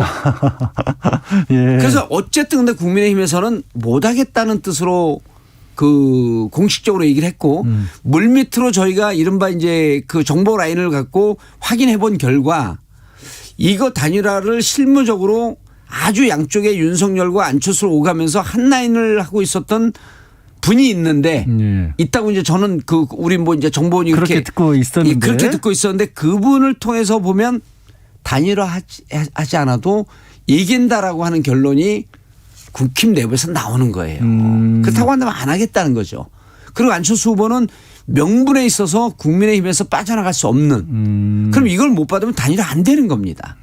안 돼도 국민들이 일요일 날 했던 후보 기자회견은 두 가지로 감동을 줬죠. 일단 여성 유권자들에게 부인이 오미크론 걸린 부분에 대해서 안철수 후보는 감정을 한 번도 내본 적이 없었던 분인데 울컥하면서 이건 실질적으로 마음으로 울고 있다는 걸 누구나 느끼잖아요. 그 부분이 일단 심금을 울렸고 기저질환이 있다라고 하는 걸 밝히잖아요. 그리고 본인을 도우면서 고생만 했다. 이거 짠하지 않습니까? 그 부분에 대해서 일단 울렸는데 바로 이렇게 표현은 안 가요. 그리고 또 하나는 뭐냐면 국힘에다 던졌던 부분들이 묻지마 정권 교체 아니다. 더 좋은 정권 교체다. 그리고 이제는 세대를 완전히 바꾸고 구체제와 결별해야 된다. 이거는 뭐냐 국민들에게 야 정말 싸우는 정치 보고 싶지 않은데 안철수 후보가 딱 그 얘기를 했네. 예. 심지어는 민주당을 지지하거나 윤석열 후보를 지지하거나 이재명 후보를 지지하는 분들도 마음을 털고 그거를 보고 나는 내 원래 정치적 성향이 아니면 안철수 후보에게 많이 끌리네. 이런 얘기를 하는 분들이 꽤 많았어요. 지지는 안 하더라도 저 말은 맞는 말이다. 저 말은 맞는 네. 말이다. 그리고 만약에 윤석열 후보를 아주 얕게 좀 옅은 강도로 지지하고 있던 분들은 안철수 후보에게 넘어갈 가능성이 높아진 거죠. 그렇게 변수가 만들어졌는데. 예. 그런데 이제 임박하면 할수록 예. 후보 단일화가 안 되게 되면 그 정권 교체를 바라는 심리를 갖고 있는 분들은 예. 윤석열 쪽으로 갑니다. 왜냐하면 사표를 그럴 방지해야 수밖에 된다는 없겠죠. 심리 때문에. 그래서 저는 어제 일요일 날 안철수 후보가 던졌던 것 그리고 그거에 대해 마치 화답하기라도 하듯이 이러한 정치로 안 된다라고 하면서 국민통합정치 정부를 꾸리겠다. 예. 그리고 진영을 떠나서 국민연대를 하겠다. 국민연대를 하겠다. 통합적으로 구상하겠다. 국민연정을 하겠다. 예. 그리고 안철수 후보도 이제는 이념과 진영을 나눠서 싸우는 이 정치 끝내자. 그래서 어찌 보면 윤석열한테 던졌는데 이것을 화답하는 정치적 컨텐츠나 예. 지향점은 이재명 후보하고 더 가깝지 않았었냐. 알겠습니다. 그러니까 이렇기 때문에 앞으로 22일 남은 선거가 수만 가지의 변수를 갖고 정말 살아 움직이는 생명체처럼 가고 있기 때문에 예. 지금의 지지율은 이재명 후보가 약세입니다. 예. 약세입니다. 약세이긴 하지만 앞으로 무궁무진한 변수가 널려 있다. 그리고 큰 흐름이 그런 좀 짚어주신 큰 흐름에 있어서는 큰 아젠다. 그러니까 시대 정신을 받아내는 이러한 꼭지로는 이재명 후보가 선점을 쳤다. 알겠습니다. 제가 하나만 더 여쭤봐야 될 것 같아요. 질문 몇 개 못했는데 워낙 정리를 잘해주셔서 박근혜 전 대통령 대구 달성군에 이제 사저를 마련했다는 소식이 들려왔습니다.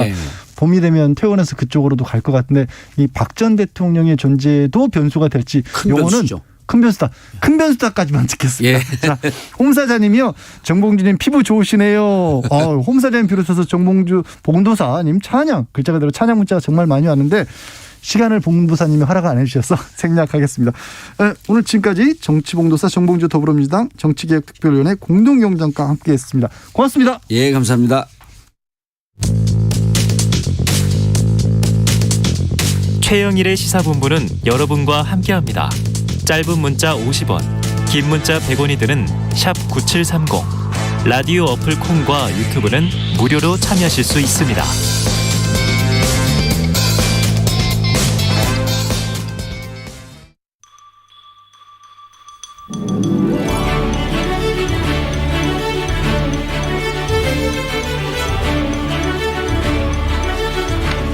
네, 매주 화요일에는 여야 정당 출입기자들과 정치권 취재 이야기, 그중에서도 취재 뒷이야기를 들어야 되겠죠. 오늘은 양병갑 불사조 기자단으로 함께 보겠습니다. 야당 출입하는 경향신문의 박순봉 기자, 그리고 여당 출입하는 세계일보의 최영천 기자, 오늘도 두 분 나오셨습니다. 어서 오세요. 안녕하세요. 안녕하세요. 네. 자, KBS 일라디오 최영일의 시사본부 양재열 변호사가 대신 진행하고 있고요. 공식 후보 등록 첫날인 어제 안철수 후보가 윤석열 후보에게 후보 단일화 공식적으로 제안을 했는데 먼저 단일화를 둘러싼 야권의 셈법을 좀 깊이 들여다볼까 합니다. 박 기자님. 네. 지금 단일화 관련해서 국민의힘하고 국민의당하고 물밑에서는 협상을 하고 있는 거예요? 물밑 협상이라는 게 이제 표현이 좀 광범위해서 그런데 일단 좀 유의미하다라는 측면에서 봤을 때는 아직까지는 없는 걸로 저는 좀 취재를 하고 있고요. 물론 이제 기자들 모르게도 할 수 있는 거니까 완전히 가능성을 닫아놓을 수는 없는데 일단 취재해 보기로는 공식적인 라인은 확실히 없고요. 그리고 좀 유력한 라인이라고 할까요? 그런 쪽에서도 논의가 크게 오가지는 않는 것 같습니다. 그래요? 근데 이제 다만 좀 기자들이 주목을 하고 있는 거는 그 예전에 새시대 준비위원회라고 있었잖아요. 국민의힘 소속은 아니었고 윤석열 후보 직속 위원회였는데 김종인 총괄선대위원장이랑 결별을 하면서 이제 윤석열 후보가 홀로서기를 하면서 이름이 정권교체 동행위원회 이렇게 이름이 바뀌었던 그 위원회가 있거든요. 근데 그 위원회의 이제 위원장이 바로 김한길 전 민주당 대표였어요. 김한길 전 민주당 대표가 이 단일화 논의에서 좀 주요한 역할을 하지 않을까 해가지고 좀 주기적으로 체크는 하고 있습니다. 그리고 실제로 그런 의지가 조금 있고요. 이제 가교 역할을 하겠다라는 그런 의사가 좀 있어요. 그래서 이제 그 부분을 집중적으로 보고 있는데 다만 아직까지는 좀 안철수 후보도 시간이 필요하지 않겠느냐라고 하고 있고 좀 여러 가지 계산들을 하고 있기 때문에 한 2, 3일 정도는 부분은 좀 나중에 지나서 접촉을 해봐야 되지 않겠느냐 이런 얘기를 이제 김한길 전 대표 측근들이 좀 하고는 있습니다. 시간은 얼마 없어 보이는데 또 참 여러 가지 변수가 있는 것 같습니다. 그런데요, 진짜 안철수 후보요.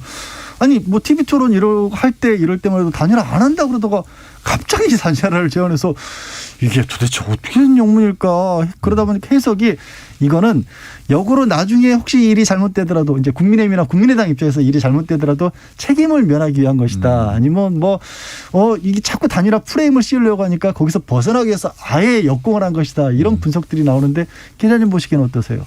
네, 일단 뭐 말씀하신 부분들도 다 포함이 되는데 여러 가지 원인들이 있습니다. 먼저 배경부터 좀 분석을 해보면 기본적으로는 안철수 후보는 지지율만 충분하다면 당연히 단일화를 안 하고 싶어요. 그거는 뭐 진심입니다. 왜냐하면 저번에 서울시장 보궐선거에서 단일화 과정에서 패배했잖아요.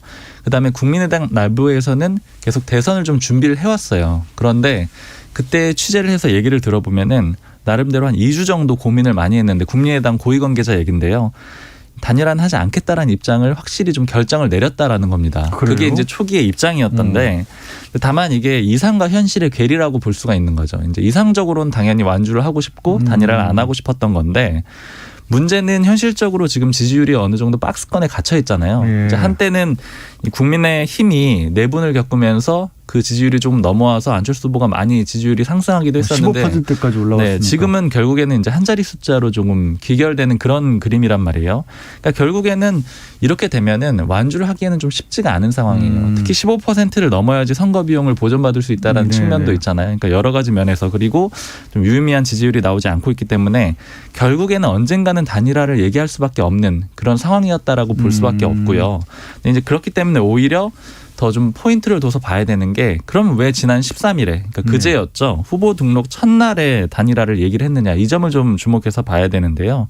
일단 첫 번째는 좀 주목도를 높여보겠다라는 그런 의도가 있습니다. 그러니까 공식 선거운동 기간에 돌입을 하는 거잖아요. 후보 등록 첫날이 되면서. 이 전국 주도권을 확실히 질 수 있는 카드는 안철수 후보 입장에서는 단일화밖에 없어요. 그러니까 지금 정치권에서 자체적으로 생산해낼 수 있는 이슈 같은 것들이 어떤 것들이 있냐 이렇게 좀 예를 들어보자면 인재를 영입할 수가 있겠죠. 완전히 새로운 인물을 데려온다거나 아니면 또 새신 움직임을 보여줄 수도 있습니다. 뭐 대표적으로 민주당에서 송영길 대표가 했던 여러 가지 안들이 있었잖아요. 근데 사실 그런 안들이 있는데 그런 것들은 이미 하기도 했고 그리고 그렇게 큰 파장까지는 불러일으키지 못하고 있는 상황이잖아요. 근데 단일화는 완전히 달라요. 단일화는 야권 단일화라는 거는 공식 선거운동에 돌입하더라도 전국의 블랙홀로 작용할 수 있을 정도로 굉장히 강력한 그런 변수가 되는 거잖아요. 이걸 안철수 후보가 소위 역제안을 공식 선거운동 시작하기 직전에 제안을 하면서 모든 관심을 좀 끌어오고 그리고 여기에서 좀 주목을 많이 이제 받을 수도 있고 이런 측면을 고려한 걸로 보이고요. 그리고 이제 두 번째로는 야권 후보로서의 입지를 좀 명확히 하겠다라는 그런 의지도 표명을 한 걸로 동시에 보입니다. 이제 단일화를 제안하면서요. 왜냐하면 그간에 보면은 민주당도 러브콜을 보내왔었던 거잖아요. 가능한 것처럼 얘기가 됐으니까. 가능성은 다 열려 있었던 상황인데 안철수 후보가 딱 찍어서 야권 단일화라고 얘기를 했고 그것도 그 대상도 윤석열 후보로 딱 한정을 해서 얘기를 한 거잖아요. 근데 이거는 왜 좀 의미가 있느냐면 안철수 후보가 그간에 이제 출마를 선언을 하면서 강조해왔던 측면 두 가지를 볼 수가 있어요. 명분이 두 가지였는데 첫 번째는 정권 교체고요. 두 번째는 양당 체제를 극복하겠다라는 겁니다. 근데 두 번째 양당 체제 극복이라는 거는 이 명분으로 보자면 안철수 후보는 누구랑도 단일화를 하면 안 돼요. 그쵸. 왜냐하면 양당이라는 건 민주당과 국민의힘 체제를 극복하겠다라는 건데 그 두 후보 중에 한 명이랑 손을 잡는다라는 거는 체제 극복의 의미가 될 수가 없는 거잖아요.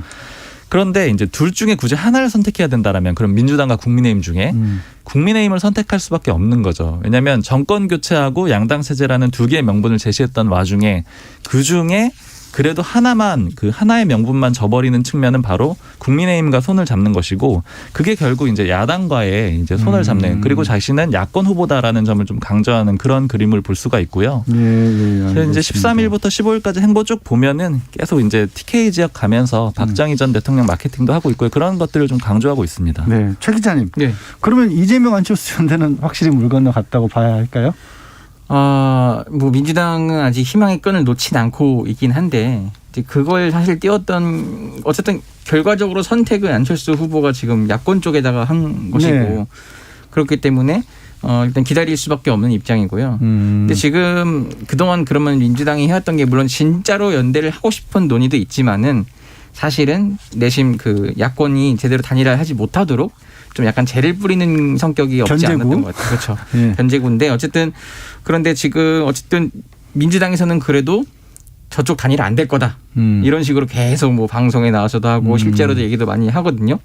그게 그냥 단순히 견제 차원 얘기가 아니라 실제로 그렇게 돌아갈 수밖에 없다는 게 민주당 얘기거든요. 아, 단순한 바람이 아닌 거예요? 네네. 왜냐하면은 그러니까 작년에 서울시장 선거 같은 경우에는 안철수 그 지금 후보의 그러니까 대안이 있었다는 거예요. 바로 1년 뒤에 대선이 있기 때문에 여기서 안 되더라도 한번 세게 걸고 안 되더라도 이제 그 만약에 그 서울시장 승리로 이끌었으니 다음 야권 대선 주자로 안철수 후보가 떠오를 수밖에 없다 이런 대안적 성격이 있는데 지금은 만약에 지지율이 그때만큼도 안 나오고 이도저도 안 될 거기 때문에 안철수 후보 입장에서는 그냥 완주를 할 수밖에 없겠다. 그리고 뭐 안철수 후보가 없더라도 지금 국민의힘이 지지율이 어느 정도 잘 나오고 있기 때문에 굳이 불리한 조건을 받아서 끝까지 갈 필요가 없다. 이런 좀 내부 분위기가 있습니다. 대안이 없다라는 그런 분위기인데 말씀하신 그 불리한 조건이라는 게 다른 게 아니라 단일화 방식을 놓고 이제 안철수 후보가 제안한 게 국민의 입장에서 뭐하러 우리가 그렇게 해? 이렇게 한 거 아니겠습니까?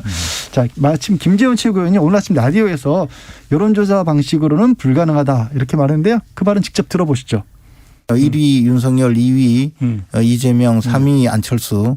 그런데 3위 동메달이 금메달을 뺏을 수 있는 길은 어떻게든 뭐 점수 조작을 하든지 이런 방법을 생각하는 것 같아요. 그리고 만약에 이것을 관철시킨다면 한번 기회가 올 수도 있다는 그런 요행수이고 혹시나의 문제가 아니라 불공정한 룰을 들고 나오는 거죠. 이미 결정되어 있는데 그것을 어떻게든 뒤집어 볼 수 있는 방식으로 그러니까 이제 혹시라도 이렇게 하면 이재명 후보자의 지지자들이 몽땅 안철수를 선택하는 경우 그렇게 됐을 때 내가 이길 수 있다는 그렇게 해서 이긴들 그러면 본선에서는 어떻게 되느냐 이런 좀 전에 들으신 것처럼 아주 강하게 반대 입장을 표명하고 있거든요. 국민의힘에서는 이게 정의 어떤 일관된 입장이라고 봐야 할까요? 네, 전체적으로 국민의힘에서는 그게 이제 통일된 의견이라고 보시면 될 것 같아요. 후보 역시도 이제 안철수 후보가 처음에 제안을 했을 때 윤석열 후보도 단일화 제안 자체는 이제 환영을 했지만 여론조사에 대해서는 좀 안타깝다, 뭐 유감스럽다 이렇게 표현을 했잖아요. 이게 지금 전체적으로 기조라고 생각하시면 됩니다. 네. 근데 이번 주말에 뭐 윤석열, 안철수 두 사람이 만나서 통 큰 어떤 회동을 할 수 있다 이런 얘기도 들리긴 하던데요. 그건 어떻게 보세요? 뭐 가능성이 아예 없는 거는 아닌데 일단은 지금 상황에서는 좀 쉽지는 않을 것 같아요. 물론 지금 뭐 변수가 많기 때문에 당연히 갑작스러운 그런 제안이 오고 갈 수도 있긴 한데 왜냐하면 기본적으로 국민의힘에서 여론조사 방식을 굉장히 부정적으로 보고 있거든요. 왜 그렇게 보는 거예요? 여론조사 왜 절대로 못 받겠다고 하는 거예요? 뭐 여러 가지 요소가 있는데 어쨌든 상당히 불리하다라고 보고 있습니다. 일단 방금 들으셨던 대로 이제 역선택이 일어날 수 있다라고 이제 표면적으로 그걸 내세우는 면이 있고요. 좀 국민의힘에서 표면적으로 얘기하지 못하는 부분들을 좀 짚어보자면은 지금 각종 여론조사에서 봤을 때 윤석열 후보하고 안철수 후보 다자간의 조사를 해보면은 뭐 3배에서 4배 정도 여론조사에서 차이가 나잖아요. 그런 걸로 봤을 때 실제로 붙어보면 그럼 압도적으로 이기지 않겠느냐 이렇게 생각을 할 수가 있겠죠. 못 받을 이유가 없을 것 같은데. 근데 양자 대결을 하게 되는 거 아니에요. 단일화 여론조사라는 거는. 그렇게 되면은 수치가 훨씬 더 붙을 수밖에 없습니다. 기본적으로 구조상 2명만 놓고 찍게 되니까요. 특히 이제 안철수 후보 같은 경우에는 지금 4자 구도에서 안철수 후보를 지지하는 지지층들은 일종의 콘크리트 지지층이라고 볼 수가 있죠. 안철수 후보가 최종적으로 당선이 안 된다고 하더라도 지지율을 계속 일정 수준 유지를 시켜주는 사람들이잖아요. 근데 만약에 그러니까 사표임에도 불구하고 표를 주는 사람이라고 볼 수가 있는데 만약에 양자 간의 단일화 경선 여론조사를 하게 된다. 그때는 야권의 후보가 될 수 있는 가능성도 열리게 되는 거거든요. 그때는 기존보다 조금 더 많은 득표율을 확보할 수 있다. 이렇게 안철수 후보는 보고 있는 것이고 반대로 그렇게 되면은 국민의힘 입장에서는 안철수 후보의 지지율이 시중에서 나왔던 다자간 여론조사보다 많이 붙게 되는 결과가 나오게 되고요. 만약에 실제로 또 그렇게 붙는 결과가 나온다고 하면은 일종의 확장성의 한계를 보여주는 그런 꼴이 되는 거예요. 윤석열 후보가? 그렇죠. 왜냐하면 중도층에서는 어쨌든 조금 더 안철수 후보가 강하지 않겠느냐 이런 관측들이 있는 거잖아요. 근데 둘만 놓고 붙여놨을 때 압도적인 차이를 보여주지 못한다고 하면은 오히려 이 여론조사 결과라는 게 좀 부담이 될 수가 있고요. 그리고 만약에 그렇게 해서 그런 여론조사 결과가 나온다고 하면은 그다음에 더 부담이 되는 거는 이제 협상 과정입니다. 그러니까 만약에 통큰 합의를 해가지고 예를 들어 지금 가장 가까이 있는 게 뭐 내각을 어떻게 배분을 하느냐, 아니면 뭐 공동정부를 구성을 하느냐, 혹은 또 지방선거 공천권을 어떻게 나누냐 이런 문제일 텐데 통큰 합의를 하면 그래도 좀 깔끔하게 갈 수가 있는데 예를 들어서 뭐 7대3, 6대4 이런 식으로 여론조사 결과가 나오게 된다. 혹은 윤석열 후보가 그렇게 해서 이기더라도 그렇더라도 그 수치에 비례하는 만큼의 지분권을 요구하게 될 거잖아요. 그렇게 되면 굉장히 협상 과정이 까다롭게 된다라고 보는 것이고 그렇게 협상 과정을 가게 되면은 이게 득이 아니라 오히려 이제 독이 될 수도 있다 이런 판단도 하고 있는 겁니다. 여러 가지 이제 분석들을 박 기자님이 소개를 해주고 있는데 그래서요 일단 단일화 결론부터 묻죠. 그냥 어떻게 될 것 같으세요? 기자님 보기엔 어떻게 진행될까요? 이거 짧게 정리를 해주세요. 네, 사실 뭐 너무 예측의 문제여가지고 그렇기는 한데. 지금 상태로는 당분간은 거의 선거 막판까지 지지부진하게 좀 끌고 가지 않을까 이렇게 좀 추측을 하고 있습니다. 네, 알겠습니다. 사실 아무도 모르는 게 맞죠. 박 기자님이 솔직한 겁니다. 자, KBS 1라디오 최영일의 시사본부 박순봉 경향신문 기자, 최영창 세계일보 기자와 함께 오늘은 양병가 불사조 기자단 함께하고 계십니다. 최 기자님한테 계속해서 제가 질문을 못 드렸는데 자, 민주당 얘기로 좀 돌아가 보겠습니다. 민주당이 주술, 신천지, 폭탄주 이런 단어들을 쓰는 선거 유세 전략을 표기로 했다. 이런 문건이 공개됐다고 하는데 이건 무슨 얘기예요? 제가 이제 어제 밤늦게 자료를 하나 입수해서 단독 보도를 했는데요. 그러니까 오늘부터 공식 선거운동에 들어가잖아요. 양당이 모두. 근데 그러면 이제 중앙당 선대위 전략본부 이런 데서 문건 이제 선거 현장에서 어떤 메시지, 어떤 기조로 우리는 이렇게 할 거다라는 그 대응 문건을 만들었는데 이게 한 24페이지 정도 됩니다. 이걸 좀 봤더니 일단 이재명 후보를 잘 알리는 게 먼저겠죠. 뭐 유능한 경제 대통령 이런 걸 굉장히 부각하겠다고 하는 거고, 뭐 실천, 실적, 뭐 이런 것들 참실이라고 하죠. 그런 것도 이제 내세우겠다고 했는데 다음 좀 지나서 보니까 윤석열 후보에 대한 네거티브를 굉장히 세게 이렇게 해놨더라고요. 이제 뭐냐면은 예를 들어서 이제 뭐 캠프 실세가 건진법사라고 하더라. 뭐 신천지가 바글바글 하더라. 그러면서 또 윤 후보를 지칭해서 폭탄주 중독 환자에게는 국정을 맡길 수 없다. 이런 식의 네거티브가 메시지 전략을 세웠는데 근데 후보가 네거티브를 안 하겠다고 하긴 했는데 이제 선대위 차원에서는 또 안 할 수가 없는 그런 현실적 이유가 있어가지고 살짝 좀 후보의 말이 무색해진 게 아닌가 싶긴 한데 어쨌든 근데 실제로 할지 안 할지는 좀 현장에 달려있긴 하거든요. 그걸 이제 일단은 중앙당에서 내려보냈고 이걸 실제로 어떻게 할지는 결국 현장에서 의원과 뭐 관계자들의 몫이기 때문에 꼭 이것대로 될 것 같지는 않습니다. 일단 참고 자료에는 들어가 있다. 그렇습니다. 그런 말씀이네요. 혹시 박 기자님도 그런 비슷한 문건이나 얘기 들으신 거 없어요? 국민의힘 쪽에서는? 국민의힘 쪽은 그런 문건을 제가 확보한 건 없는데 어쨌든 전체적인 선거운동 전략은 뭐 계속 좀 뚜렷하게 드러나 있는 상황이죠. 2030 이제 청년들을 좀 중심에 내세우고 있고 특히나 이제 정권 교체로 많이 얘기를 하고 있는데 이 사법개혁 같은 경우에 지금 계속해서 강조를 하고 있는 내용이 이 검찰이 기존의 문재인 정부에서 보면은 검찰 힘 빼기로 요약을 할 수가 있잖아요. 근데 이번에 어제 내놓은 사법개혁 공약을 보면은 검찰 권한을 회복시키거나 혹은 좀 강화하는 그런 내용들을 많이 담고 있거든요. 네. 그리고 또 뭐 원전을 이제 다시 좀 가동을 시키겠다라든가 건설을 재추진하겠다라든가 이런 측면들 같은 경우에는 이제 모두 다 정권 교체론에 초점이 있다라고 보시면 될 것 같아요. 그리고 이제 슬로건 내세우는 게 국민이 키운 윤석열 이런 식의 내용인데 아마 이 TV 광고가 오후 저녁쯤에 이제 공개가 됐는데 그런 내용으로도 담겨 있거든요. 그러니까 그런 것들도 마찬가지로 이 국민들이 불러왔다. 그리고 정권 교체의 기수다. 이런 점을 계속 강조할 걸로 보입니다. 아, 오늘 그러고 보니까 공식선거운동 시작되면 양당 후보들의 TV 광고 같은 걸 또 오늘 또 볼 수가 있겠네요. 네. 그것도 한번 지켜봐야 되겠네요. 6시 11분에 공개를 한다고 하더라고요. 근데 이제 그때까지는 엠바고라고 해서 구체적인 내용은 말씀을 안 드렸습니다. 알겠습니다. 자, 이게요. 보통 대선하면 사실 지금 22일 남았는데 벌써 그전에는 한 달 정도면은 웬만하면 누가 되겠다 이거 국민들이 알았거든요. 근데 지금은 정말로 저도 모르겠어요. 결국엔 아마 숨은 표심이 어느 쪽에 더 많이 있느냐 그 표심을 또 찾아와야 된다. 이쪽에 각 당에 관심사가 쏠려 있을 것 같은데 양당에서는 이른바 샤이 이재명, 샤이 윤석열 얼마만큼이나 있다고 각 당이 보고 있을까요? 요거는 뭐 최 기자님부터 말씀해 주실까요?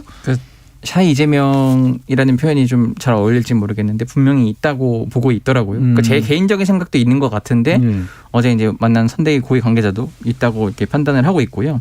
그러니까 아무래도 과거 향수 욕설 이런 것들은 이제 뭐 당 내부 경선에서부터 나오고 또 야권에서도 계속 공격을 하고 있기 때문에 특히 여성 유권자들이 이 후보에 대한 이미지가 좀 좋지 않은 게 현실적인 게 있긴 하지만 그래도 지금 이재명 후보가 내세운 슬로건이 있지 않습니까? 나를 위해. 근데 실제로 젊은 층에서 이익 투표를 하는 그 현상들이 있는데 곰곰이 한번 따져봤을 때 그러면은 누구를 뽑아야 내 개인적인 이익에 더 나을까라는 진짜 현실적인 판단을 할 수밖에 없다는 거예요.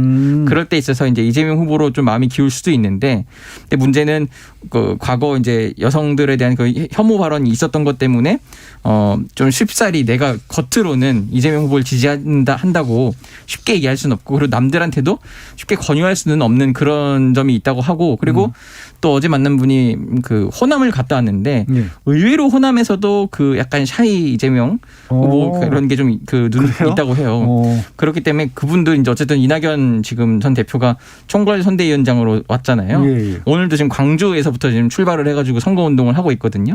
그런 점을 이제 호남 특히 유권자들 다시 다독이면서 그래도 민주당 그래도 이재명 후보를 좀 뽑아달라 이렇게 하면은 결국은 투표날 투표장에 가면은 이재명 후보를 뽑지 않겠냐. 그래서 박빙 속에 우세를 할 수 있다. 이런 좀 자신감이 있는 것 같습니다. 그런 기대를 하고 있다. 국민의힘은 또 샤이 여기 거기도 샤이가 있어요?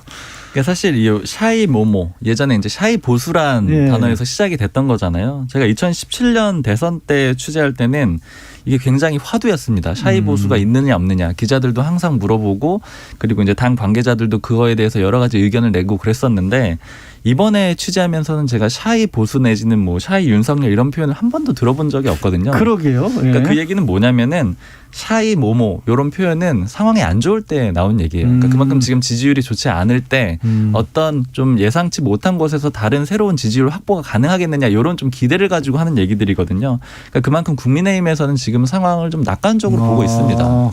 굳이 우리를 왜 감추겠냐, 우리가 왜 부끄러워 이런 얘기가 되겠네요. 최 기자님, 근데 어제 이재명 후보 최측근으로 보이는 정성호 선대위 총괄 특보단장 있으시죠? 그분이 이제 대선 승리하면 유승민 전 의원도 내각에 기용할 수 있다 이렇게 얘기를 했어요. 이게 그냥 뭐 얘기하다가 나온 건지 아니면 정말로 뭔가 접촉이 있거나 아니면 진짜 현실적으로 가능하긴 한 건지 그거 좀 궁금하기도 하더라고요. 그러니까 실제 막 접촉이 있고 그런 건 아니긴 한데 그런 건 아닌 것 같아요. 그러니까 이재명 후보가 그 의지가 강하긴 합니다. 그러니까 이제 진영을 떠나서 적어도 그러니까 예를 들어서 우리가 평소에 이제 안배를 하던 지역 안배라든지 좀 뭐 여성 관료를 더 늘린다든지 이런 것은 신경을 쓰긴 할 텐데 적어도 능력에 있어서 우리 진영이 아니라고 해서 그 등용을 안 하는 건 절대 뭐 이재명 정부 혹은 뭐 민주당 정부에서는 있어서는 안 된다. 이게 굉장히 강하기 때문에 뭐 유승민 전 의원이 동의만 한다면 그 정성호 의원 발언에도 깔려 있더라고요. 배경이.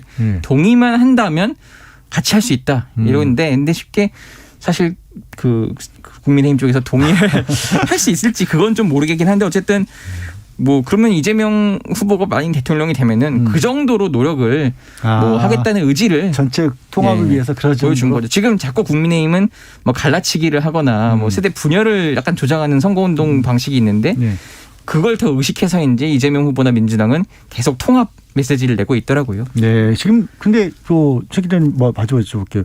이재명 후보가 요즘 부산을 짝사랑한다. 오늘 공식선거 운동 첫 시작도 오늘 0시에 부산항 찾는 걸로 시작을 했거든요. 맞습니다. 이게 왜 그러신 거예요? 그러니까 1월 1일 그 새해 첫 일출도 부산에서 했고 그 지방 다니던 메타버스도 부산에서 했는데 그 지금 PK 민심이 많이 요동치고 있다고 합니다. 지금 계속 그 오거돈 전 시장 사건 때문에 굉장히 PK 여론이 안 좋았다가 지난주에 문재인 대통령이 갑자기 나선 일이 있는데 그래도 PK에서 문재인 대통령에 대한 지지가 어느 정도 아직도 있는 편이라서 지금 그거를 이제 공을 다시 들이기 시작하면은 그 영남 쪽이 다시 움직일 수 있다. 한 번 더 지지를 보내줄 것이다. 이런 것 때문에 전략적으로 많이 좀 민주당이 공을 들이고 있습니다. 네, 알겠습니다. 오늘 두 분 말씀은 여기까지 들어야겠네요. KBS 1라디오 최영일의 시사본부 박순봉 경향신문 기자, 최영창 세계일보 기자와 함께 오늘은 양명가 불사조 기자단으로 함께했습니다. 두 분 말씀 고맙습니다. 감사합니다. 감사합니다. Splish splash, I was taking a bath. Long about a Saturday night. Yeah. 점심 먹고 유쾌한 시사 디저트 한 입. 최영일의 시사본부. Well, I stepped out the tub and put my feet on the floor. I wrapped the 네, 시사본부 매일 이 시간에는 청취자분들에게 드리는 깜짝 간식 선물 준비하고 있죠. 오늘도 준비되어 있습니다. 오늘 간식은요, 뜨끈한 프라이드 우동 컵라면입니다. 날씨가 오늘 갑자기 추웠거든요. 잘 골랐죠, 저희. 자, 이 코너 들으시면서 문자로 의견 보내주신 청취자분들에게 이 뜨끈한 프라이드 우동 컵라면 쏘겠습니다. 짧은 문자 50원, 긴 문자 100원이 드는 샵 9730으로 많은 의견 보내주시기 바랍니다. 자, 알아두면 유익한 IT 본부 시간인데요. IT 이슈 쏙쏙 소개해 주시는 시사본부의 꿀보이스 김덕진 미래사회 IT연구소 소장 모셨습니다. 어서 오세요. 네, 안녕하세요. 반갑습니다. 김덕진입니다. 아, 이제 소장님 거네요? 네, 이제 소장이 되었습니다. 더 이상 어디로 올라가셔야 되나 이제? 아닙니다. 이제 열심히 연구소에서 연구해야죠. 네. 자, 누군가 연구를 했는데 제가 올라간다는 이유를 쓴 이유가 네. 자, 이 일론 머스크 우주를 향해서 올라가려고 하는 그 집념 유명하지 않습니까? 화성 탐사에 사용할 우주선을 공개했어요. 그러니까요. 이제 뭐 달 가는 것도 모자라서 화성까지 가겠다라는 건데요. 또 이것도 방식이 아주 신기합니다. 그러니까는 우리가 최근에 일론 머스크의 그 우주 정복이라고 할 수 있는 거에서 가장 놀란 게 예전에 우주선을 한번 쏘면 그냥 쏘고 나서 버린다. 그리고 이제 날아간다였잖아요. 근데 그 발사체를 다시 돌아오게 해서 10번이나 재사용을 했단 말이에요. 그 거꾸로 내려가는 게 정말 신기해 보이더라고요. 그러니까요. 오히려 정말 그게 신기했잖아요. 그랬는데 이번엔 이런 방식으로 이제 화성에 나가는 어떤 탐사선도 이런 방식으로 해보겠다는 거예요. 갔다 돌아오는 거예요? 네, 그래서 이게 또 방식이 어떻게 되는 거냐면요. 일단은 달과 화성에 보내기 위해서 이제 재사용할 수 있는 로켓하고 우주선을 개발합니다. 그래서 처음에 이제 올라가요. 올라간 다음에 이제 지금까지는 이제 발사체가 떨어지잖아요. 근데 떨어지는 게 스스로 이렇게 안착이 됐었잖아요. 근데 이거 같은 경우에 스스로 안착할 때 불안하게 떨어지면은 부셔지기도 하고 폭발하기도 했었잖아요. 그래서 이번에는 발사탑에다가요 로봇팔을 또 탑재하는 방식을 또 고려를 한대요. 그러니까 우리가 인형 뽑기를 거꾸로 생각하시면 돼요. 네, 그러니까 이렇게 뚝 떨어지고 있는 것들이 잘 떨어지게 로봇팔로 조절을 하면서 탁 놓겠다. 지가 이렇게 스스로 이렇게 균형을 잡아가면서 내려오는 그렇죠. 겁니까? 그러니까 로봇팔이 이렇게 도와주는. 우리가 인형 뽑기 위로 뽑는 거면 이거 위에 있는 걸 쭉 내려오는 방식이라고 보시면 될 것 같은데 그 다음에 또 한 가지 흥미로운 게 그럼 그렇게 한 거에 다시 연료를 채워서 올라가야 되잖아요. 연료를 당연히 우주까지 쏠 엄청나게 많이 넣어야겠죠. 근데 이걸 이제 지금은 급유를 한단 말이에요. 기름을. 근데 이번에 이들이 표현한 게 재충전이라는 방식을 썼습니다. 그러니까 우리가 전기 배터리 갈아 끼듯이 이 이제 출발시키는 것도 어떤 식으로 할 거냐면 이거를 이제 내려온 다음에 한 6시간에서 8시간 동안 로켓을 충전을 시키고 그다음에 그 충전시킨 것을 올리기 때문에 이론상으로는 하루에 3번도 발사가 가능하다라는 거예요. 야, 화성으로 가는 로켓가 하루에 3번 떠난다. 진짜 공상과학 영화 같은데. 근데 그런 식으로 이게 만들게 되면 이 우주선 만들고 발사하는 비용도 $10,000만 밑으로 떨어뜨릴 수 있다. 이렇게 얘기를 했어요. 그러니까요. 이게 참 이게 무슨 얘기하는 게 참 공상과학 영화 같기도 한데 정말 말씀하신 대로 근데 우리가 일단은 로켓이 내려오는 거 10번씩 되는 걸 봤잖아요. 그래서 어쨌든 이게 될지 안 될지 모르겠는데 이제 일단은 얘기하는 건 뭐냐면 이렇게 되면 우주선을 발사하는 비용이 2, 3년 안에 한 120억 이하로 만들 수 있다는 거예요. 그럼 지금 그들이 하고 있는 방식도 되게 저렴한 방식인데 그거에 비해서 6분의 1 수준으로 떨어진다고 하고요. 그럼 이제 참고로 예전에 로켓 발사 비용에 좀 비교를 하면 이렇게 설명드리면 될 것 같아요. 항공비가 항공유 있죠. 항공유가 한 100만 원 돈 들던 게 갑자기 1,000원이 된다고 생각하시면 됩니다. 100만 원에서 1,000원요? 네. 그렇게 되면은 우리가 만약에 비행기를 100만 원 주고 타고 살았는데 1,000원짜리 비행기가 막 돌아다닌다. 갑자기 해외여행 가다가 시내버스 타는 그런 상황이 되겠네요. 그럼 이제 인류가 이제 우주로 1,000원씩 내고 다닐 수 있는 이상한 이제 시대에 1,000원 아니겠지만 어쨌든 그런 어떠한 이렇게 되니까 우주에 대한 우리가 욕심을 내볼 수 있는 것이 아니냐 뭐 이런 얘기들이 나오고 있는 것이죠. 갑자기 저는 오래 살아야겠다는 생각이 막 들고 있습니다. 근데 이거 뭐 좋은 얘기 같은데 최근에 근데 천문학자들이 이 일론 머스크에게 반기를 들고 일어났다는데 이거 좋은 일하는 거 아닌가요? 왜 반기를 들어요? 여기서 이제 우리가 오래 사는 게 좋을지 안 좋을지 잘 생각해 보셔야 될 것 같은데. 네, 알겠습니다. 이게 뭐냐면요. 이제 우주공간 평화적 이용위원회라는 게 있어요. 근데 거기에서 처음으로 인공위성으로 인한 우주 환경 변화를 공식 의제에 올렸습니다. 의제 명칭이요. 어둡고 조용한 하늘의 보호예요. 네. 우주 공간도 보호해야 돼요? 벌써 이제? 그러니까 우주가 시끄러워진다는 거예요. 왜냐하면 지금 이 기술을 만드는 궁극적인 이유가 화성에 보내는 것보다는요.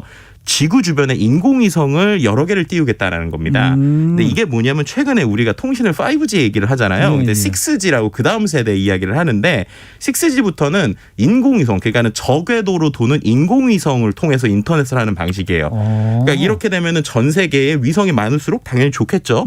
근데 최근에 이 일론 머스크가 위성을 정말 엄청나게 많이 쏘고 있습니다. 그래서 이 스타링크라고 하는 방식을 통해서 위성을 너무 많이 쏘니까 지금 광학 망원경이나 전파 망원경으로 이렇게 우주로 봐야 되는데 자꾸 위성이 가리거나 혹은 위성이 잡신호를 뿌리는 이런 지적들이 나오고 있어요. 아니 제가 무슨 저 공항 근처에 항공기 소음 얘기는 많이 들어봤는데 네. 하늘을 보기가 어렵다는 얘기잖아요. 쉽게 말해서. 그렇죠. 아니 몇 개나 쏘길래 그래요? 그러니까는 이게 2019년 5월에는요 한 번에 위성을 60개씩 쏜 적도 있고요. 이게 지난달까지 이미 이 일론 머스크가 쏜 위성이 2,000개입니다.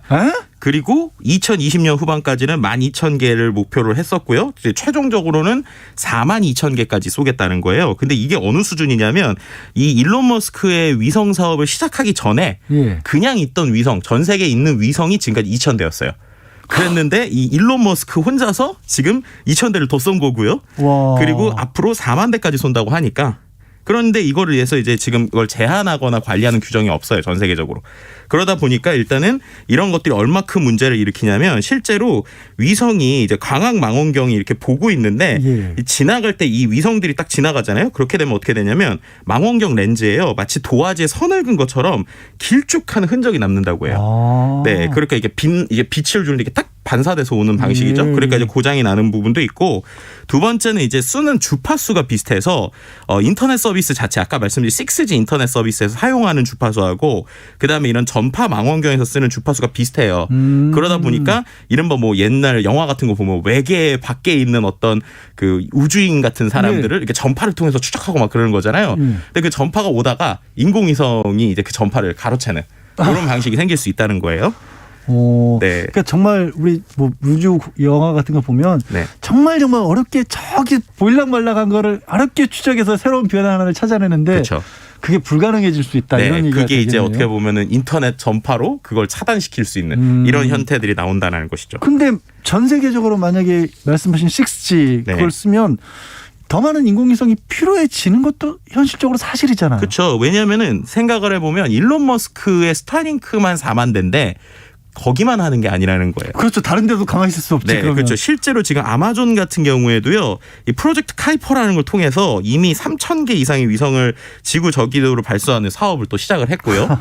그다음에 중국 같은 경우 그리고 영국 같은 경우에도 6G 인공위성을 이미 발사를 시작을 했습니다. 네, 이러다 보니까는 제가 말씀하신 대로 한 2028년에서 2030년 정도에 6G를 해보겠다라고 하고 있는데 한 지금부터 뭐 길게는 10년, 짧게는 5, 6년 후란 말이에요. 그럼 그때 되면은 정말 하늘 위에 적에도 인공위성이 몇만 대가 있을 수도 있다라는 것들에 대한 것들을 걱정하는 것이죠. 아니 그러면 그렇게 쏘기 전에 먼저 신호등부터 좀 설치를 해야 되는 거 아닌가요? 이게 두 개 막 다니다가 막 위성들끼리 부딪혀서 혹시 막 우리 머리에 떨어지고 막 이러는 거 아니에요? 그러니까요. 근데 실제로 그럴 법한 일들이 있었어요. 아이고, 진짜요? 네, 뭐냐면 최근에 스페이스X 아까 말씀 일론 머스크의 스타링크하고 영국의 원앱이라고 하는 위성이 있는데 그게 충돌할 뻔한 적이 있습니다. 58m까지 접근을 했다고 그래요. 그러다가 충돌 회피 기능을 통해서 두 개가 부딪히려다가 이렇게 피한 거라고 보시면 돼요. 아니 우주 공간에서 58m면 실제 붙은 거잖아요, 사실은. 그렇죠. 근데 그거에서 이제 흘러나기도 하고요. 그 다음에 이제 또 궤도에 올리는데 궤도에 못 올라가면 이게 또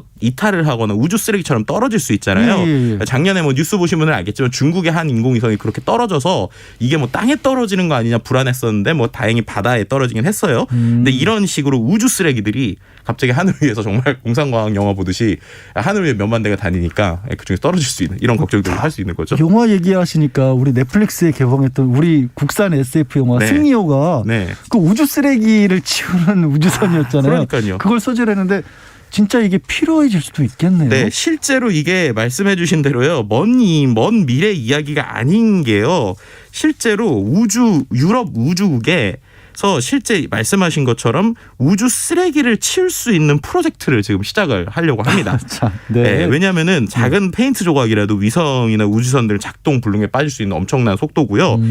이게 총알 속도가 초속 400m라고 하는데 우주 쓰레기는요 초속 8km 이상이라고 해요. 그러니까 총알보다 한 20배 이상 빠른 속도로 우주 쓰레기가 돌아다닌다. 지금 머리가 어지러워지네. 근데 이러다 보니까요. 네. 실제로 이것도 SF 영화 같은 얘기를 또 해드려야 될 것 같은데 캐슬러 신드롬이라는 말이 있어요. 이게 뭐냐면 1978년에 나사 그러니까 우리가 알고 있는 이 우주의 최고 전문가들이죠. 캐슬러 박사가 이런 얘기를 했는데 미래에 인공위성들이 충돌을 해서 그 잔해들이 지구 전체를 감싸서 인공위성의 모든 기술이 중지돼서 인류 문명이 후퇴할 수 있다. 뭐 이런 얘기들까지 했었던 것이죠. 예, 알겠습니다. 진짜 아까 제가 얘기한 것처럼 정말로 이게 오래 사는 게 좋은 건지 아닌 건지 헷갈리는 그런 말씀들을 재밌는 얘기를 흥미진진하게 전해주셨습니다. KBS 라디오 최영일의 시사본부 김덕진 미래사회 IT연구소 소장과 함께 IT본부와 함께 나눠봤습니다. 고맙습니다. 네, 감사합니다. 자, 오늘 컵라면 받으실 분 알려드려야겠습니다. 뜨끈하게 드셔야 될 날씨예요. 1161님, 4039님, 1554님, 6869님, 03